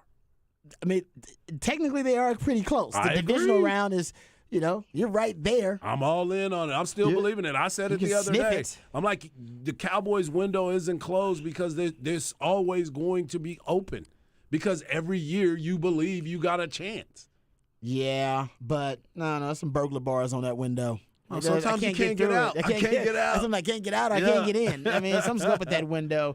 So I think Dak is a guy, and I think that's why they're saying they're gonna, re-up Dak, or at least they're gonna extend Dak. And I totally get where they're coming from because he is your best hope at this point to win a championship, unless you're gonna start over. Which, like I said, they don't draft enough quarterbacks to think about starting over. But from this point on. Yeah, at one point here, you got to go all in. When was the last time we seen the Cowboys go all in? When was that then? We haven't. I don't remember the last time. So they had When Jimmy Johnson Made all the trades. traded Herschel Walker, Yeah. who was the only good player on the team, and drafted everybody. And that was more rebuild than It all was, in. but But that it was was- a big move. You're right. it was a big move. Yes, it that's was a when big that's the closest I could put it at. Yeah. Yeah, I don't a good point. remember. No, I couldn't tell you. Maybe you're right. Maybe that is it, Patrick, and they've just never done that. Organizationally, they don't operate that way. But that's Yeah. what I'm saying. It's 27 years since they won their last Super Bowl, 14 winning seasons, 8 losing seasons, and 500 seasons. That's not like you can't tell me I'm worried about the bad stuff when almost half of your seasons aren't winning seasons. That's true. Man, we're not gonna have winning seasons. You don't already. Yeah. Because Why you are have you bringing injuries. facts to this conversation, man? And I mean, like, if you look at them, there's times in windows where you're like, oh, yeah, that's the year Tony Romo got hurt. So they were terrible that year. And there's injuries, but that's part of it where you go, well, look at the 49ers. They had 2 quarterbacks go down, and they still got past you. Still got past you. Yeah. Like, because you are not drafting quarterbacks, because you are not prepared, and you don't have any depth on any of your teams because you refuse to go all in and be like, hey, man, we got to make sure we have backs up. We're ready to go. We're all in. All in? No. We're always, I got my fingers in some things. If you saw the things my fingers was in, I'm like, yeah, I don't say that, on Jared. the top of my head. I don't like that visual. Yeah, on the top of my head. What? Huh? No, Yeah. I understand exactly where Jerry's coming from, but I agree with Patrick 100%. I think every 4 years or so, 4 or 5 years, if you're close like the Cowboys, because they are indeed close, you do have to decide, that you're going to just say, hey, man, you know what? F it. Let's go try to win the whole damn thing. Let's do everything in our power to be the best team we could possibly be and upgrade all across the board. And let's see where the chips fall. Let's upgrade everywhere, get the top talent we can get at every position, and let's go all in and see what the chips saying. And after that, we'll reevaluate everything. But I don't know if the Cowboys have ever done that. So, I mean, this year they went from, hey, man, we have like 4 or 5 good wide receivers to, I don't know if we have a number 2. yeah. Right. Like, that's not going all in. That's the opposite. That is, hey, man, we have an embarrassment of riches at wide receiver. Let's get rid of all of them and then think we can just magically do it again. And the Cowboys honestly should have an extra second or first round pick this year for trading Amari Cooper. But they misread But they don't. They misread the market, Exactly. and you should have an extra pick to help you build around, and they don't have that because they miscalculate the wide receiver market, and everybody else traded their wide receiver ones for multiple picks and first-round picks and second-round picks, and the Cowboys traded Amari Cooper for a fifth-round pick, and that should have been the very time you were going all in. That was the time to do it. Right. That was the end of your. That actually was, I believe, your window. Because when you got Micah Parsons and you realize he's a top 3 to 5 best defensive player in the league, and your defense was going to be top 5 best defense in the league because Dan Quinn was that good, that's when you should have been like, all right, guys, we ain't trading away Amari Cooper. We got 2 wide receivers who are number 1 wide receivers like the Bengals or like Tom Brady had the year he won the Super Bowl, right? You get guys like that, you go, know what? Hey, you can stop Dak if you want to. There's no way you're going to be able to double team both of our top wide receivers and be able to stuff the box and put 8 in the box against a Tony Pollard. And they should have kept Wilson, too. They should have kept all of them. They should have kept everybody. They should have kept Wilson, Amari Cooper. I know it sounds crazy, Yes. but think about where you'd be. Think about what the stop where your passing game would have been. Come on, man. It would have been essentially indefensible.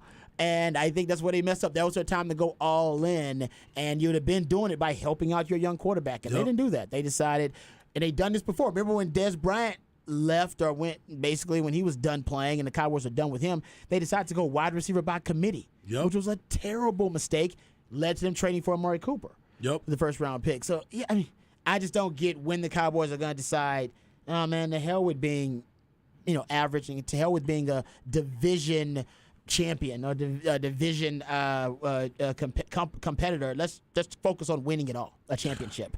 And they don't do that.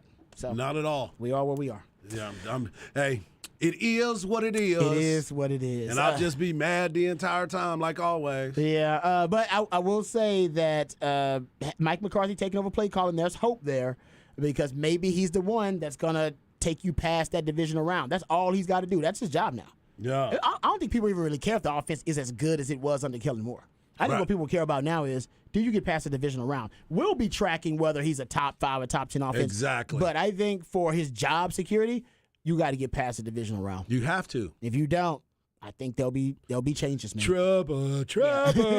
There'll be more changes. Oh, this texter hit it right. I like this texter, and he's right. Last time Cowboys went all in was when they went after Dion. Yeah. He might be right.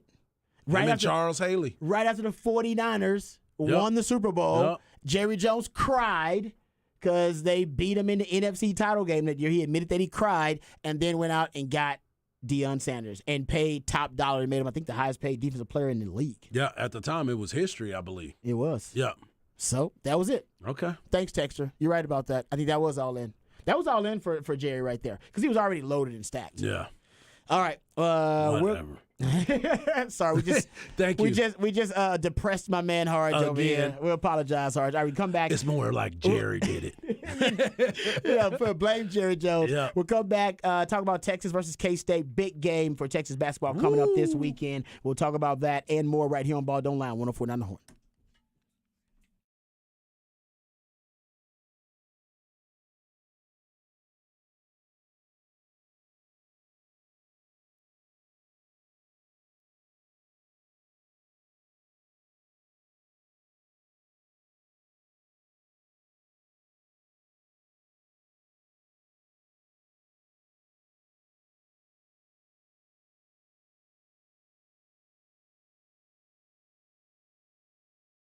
Mike Hart here, and I want to talk to you about All Stat Beer. The weekend is upon you, and what better way to enjoy the weekend than getting yourself some All Stat Beer? All Stat Beer is born in Fredericksburg, right in the heart of the Texas Hill Country. They have a beautiful state-of-the-art brewery. The brewery prides itself on their award-winning German-style beers. The Great American Beer Festival just awarded All Stat Lager a gold for the second time, so that would be the one that you should try out. They also have a fine dining restaurant and a tap room where you can try out more of their flavors. Plan a tour today and see it for yourself. Enjoy some great beer with some great food and, of course, with some great friends. Go to allstatbeer.com to find a local watering hole where you can enjoy some or where you can pick some up on your way home. Make Allstat your beer of choice. Allstat beer is made with 100% true German ingredients. That means German hops, malts, and yeast, and, of course, that natural hill country water. Allstat beer, no impurities, no regrets.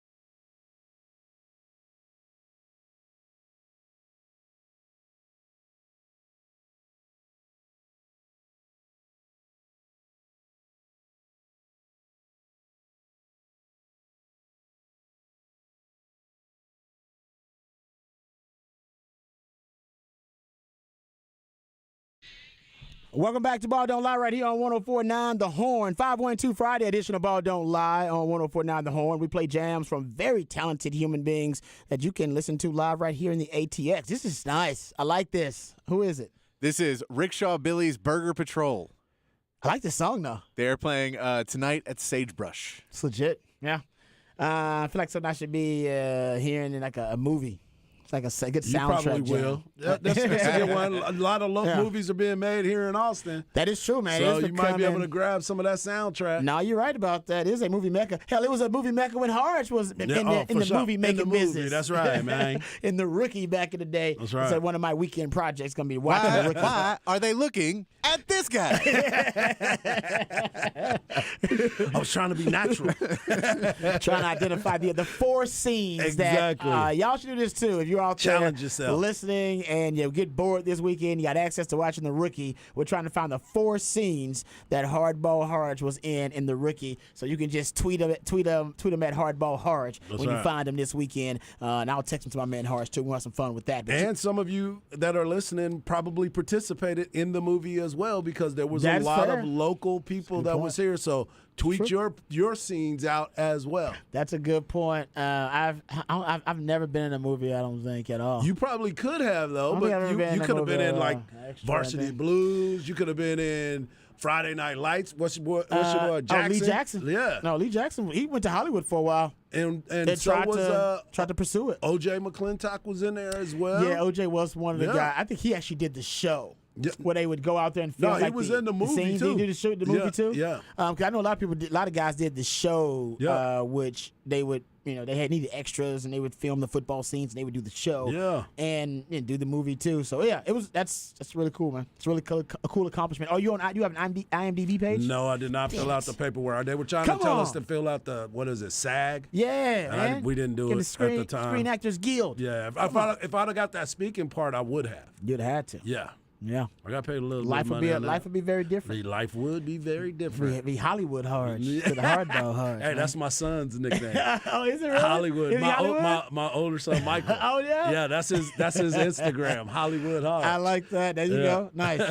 All right. Well, hopefully the Longhorns, they got a little Hollywood in them. They're going to No need doubt. it this weekend, man. They got a big game coming up, guys, versus K-State, the Purple Kryptonite. And essentially, you have the Big 12 leader right now will be determined by this game. This is the way the things shake out right now. I don't know what's happening tonight, but tomorrow you'll have the two conference leaders facing up in Texas and K-State. That'll be at K-State, of course. Texas on the road. They got a big matchup versus Kansas after that. But Jay, getting back to the K-State game, guys, that the best 1-2 punch in the Big 12 is K-State's Marquise Noel, Keontae Johnson. They are just fantastic. Yeah. I mean, Marquise Noel's probably going to win Big 12 Player of the Year. And it'll be hard for anybody to compete with him. But honestly, Keontae Johnson will probably be in that conversation No too. doubt. No That's doubt. the crazy part No, about yeah, it. both of them will be in there They on really that be. conversation. And it's a big challenge for Texas because the biggest challenge for them is going to be defensively. Mm-hmm. How are you going to make the adjustment from what happened here at the Moody Arena for you to not go out there and give up that many points again? That's going to be the biggest challenge for Texas. I mean, that was the highest scoring game, I think, already this year, right? Yep, If I'm it not is. mistaken. 116 in 40 minutes is crazy. But they were not missing any shots. So Yeah. that goes back to what I was saying. They have to go out there and start strong and get off on the defensive end. Make yourself a defensive ball club. Because remember, after that, that's when Rodney Terry didn't even have them play with a ball for the next practice. It was all about defense They and went old knowing their school. responsibilities. Yeah. And that's exactly what they are going to – they remember this. That's a challenge for these players. They remember how they got their butts kicked here at home, giving up 116 points while you scored 103. Which is good. Yeah, they still, that's a lot of points too lot in a of points. 40-minute basketball game, but that was too much. Yeah. And so the biggest challenge that I want to see is how do they attack them defensively this game? Yeah, I'm with you. I think the Texas defense will come to play just because of the example you just brought up. That last time they faced K-State, they did not have their defensive prowess Nope. with them, and they suffered a loss. And it wasn't because of the offense. Their offense actually has one of the better offensive games we've seen from Texas against K-State is because their defensive identity was lacking, and that's their calling card. And when they're on the road especially, there's some things that got to travel. The defense has got to travel. Free throws, which is good for Texas. They're one of the better free throw shooting teams in the Big 12. That's got to travel because those are gimmies. You got to have those freebies at the line. And I think for this specific game, one thing that's going to be big is rebounding. One of the weaker parts of K-State's game, they don't have a lot of weaknesses because they're just a really good basketball team. They're not a really good rebounding team at defending from offensive rebounds. They give up a lot of offensive rebounds, actually. And I know Texas doesn't have a ton of size, but if Texas can exploit that, maybe get some easy scores, second chance points, some putbacks from offensive rebounds. That could be one of those random factors that plays a huge role in this matchup. Right. And that's going to be something that we're going to be talking about. You brought it up. And clutch time, as we like, or winning time, whatever we want to call it. Yeah. It's going to play a major role to it. The one thing that I don't want Texas to go out there and do is start jacking up a bunch of threes right away. I think sometimes they try to play so fast that they want to get that up and down part of the game. I don't think that's the way to go, especially against a team like this. I think if you slow it down, grind it out a little bit, and then start to attack, I think that'll be the way to go. But if you try to go out there and run with this team from the very beginning, I don't think that's a good formula for success against them. And there's ways you can run on a team without always trying to shoot right away in it. Exactly. Trying to get up the court quickly to get mismatches on defense and then run your offense you can do that. Yep. So but all this goes into you have to play defense and come off of rebounds because you can't really do that off of makes. Right. And so you got to play defense. We saw them play really good defense against Baylor, against their three guards. So you're going to have to see that. This is a little different because Baylor didn't have the speed and the quickness that Kansas State has. So you have to do a lot more help defense. You can't just do single defense against a guy like Noel because he's going to blow past you. Yeah, he just is. I agree with that. Yeah. And then I think Marcus Carr is going to be able to come in with a very different offensive game plan that he came into that first game being like, I got a height advantage. I'm just going to go straight to the paint on him. And he got more shots blocked by a guy who is under 6 foot than he's probably gotten in any other game this year. Because he would block it as he's bringing the ball up. Quick hands, So he just man. has great hands. Yeah, quick hands. And he just spot the ball out as he's going up. And you're like, hey, man, Marks, you understand you got to pull the ball out from behind you. And once you get up, then you can move the ball around, square your body at the basket and shoot. But you can't bring the ball up in front because he's going to get it. It's a great point. So there's just little things that they're going to be able to learn those lessons from the last game. But I agree with Archie. It's like you have to be smart with every possession because you do know that K-State can and will get buckets on you. They're going to get to the basket at points. They're going to get around you. So you need to make sure you're not giving them freebies and you're not, going on droughts where now they get their momentum because they're great in transition. Yes, they are. And when you're missing shots, that was that first half in the K-State game. They would miss. They're already down the court at the basket, and half of Texas is still crossing the half-court line. Yeah. Man, and both teams had their season high in scoring versus each other in the first meeting. Yeah. Yeah. K-State hadn't scored that many points all season, and Since then. Texas hadn't scored that many points all season either. So, defense is going to be pivotal for both teams, but for Texas, I think that's their calling card. That's their identity. So, I think their defense is definitely going to be something that travels. But on the road, though, the shooting. Shooting is a big question on the road for Texas. They're going to need Timmy Allen, who's been Mr. Consistent for them. Timmy mid-range, he's going to show up for them. And they're going to need Marcus Carr. Sergio Burrow-Rice has been fantastic. Yeah. So if he's going to keep doing what he's doing, they're going to need all hands. Smooth operator. Exactly. They're going to need all hands on deck because this is one of the best teams in the country to pull off this big win. All right, we come back. We're going to wrap it up, put it in the oven, let you know what's on tap right here on Ball Don't Lie. Wonderful, not the horn.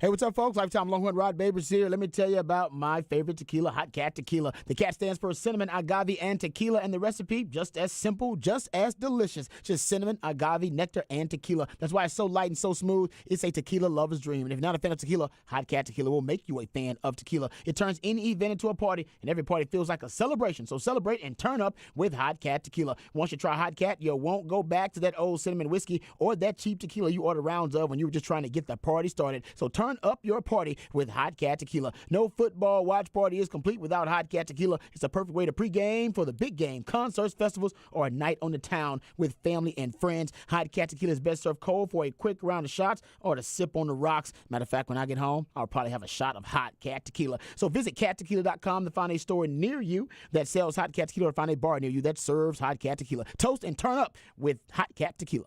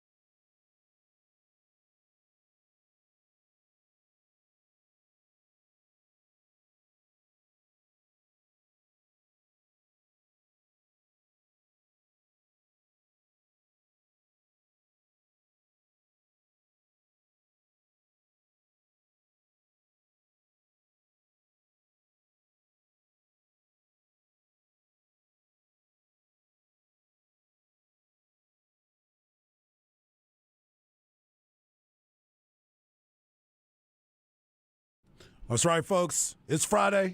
512 Friday edition of Ball Don't Lie has come to an end, but we have enjoyed every single step of this way, especially this week with all the trials and tribulations we were going through.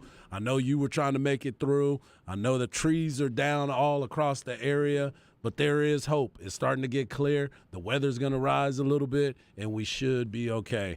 But if you missed any part of the podcast this week or the shows this week, go to the podcast page over at hornfm.com. That's hornfm.com. We were on the air. You might not have been able to hear us, but my man Patrick got us podcast up there, so make sure you check it out. Yeah. You got to let people know about something happening this weekend, right? That's right. The University of Texas baseball team, they are having their alumni game starting tomorrow. Gates will open at 8:30. There will be Texas team autographs will be going on from 8:30 to 9:30, and then 8:30 9:15 you can play catch on the field. First pitch will be at noon. So make sure you get out there and support the Longhorns. Beautiful thing. And that's what you got on tap. That's what we got on top. That's right. This weekend, I'm going to keep watching the Tulsa King. It's a great show, actually, on Paramount. Oh, yeah, it's damn it good. is. I watched the first 2 episodes last night. It's pretty damn good. What's on tap for you this weekend, Patrick? Cleaning up a bunch of tree branches. Oh, Yeah, yes. I did that today. I'm going to be sore. I'm an old man. I had to borrow a chainsaw. You guys got a chainsaw? No. Don't worry. I can borrow one maybe for you if you need it. Let me know. They already know. All right. I want to thank all you guys out there for participating. Remember, the revolution will not be televised. We'll be talking about it right here on Ball Don't Lie. We love you guys. We mean that. Take care of yourselves and have a great weekend and take care of each other. Peace.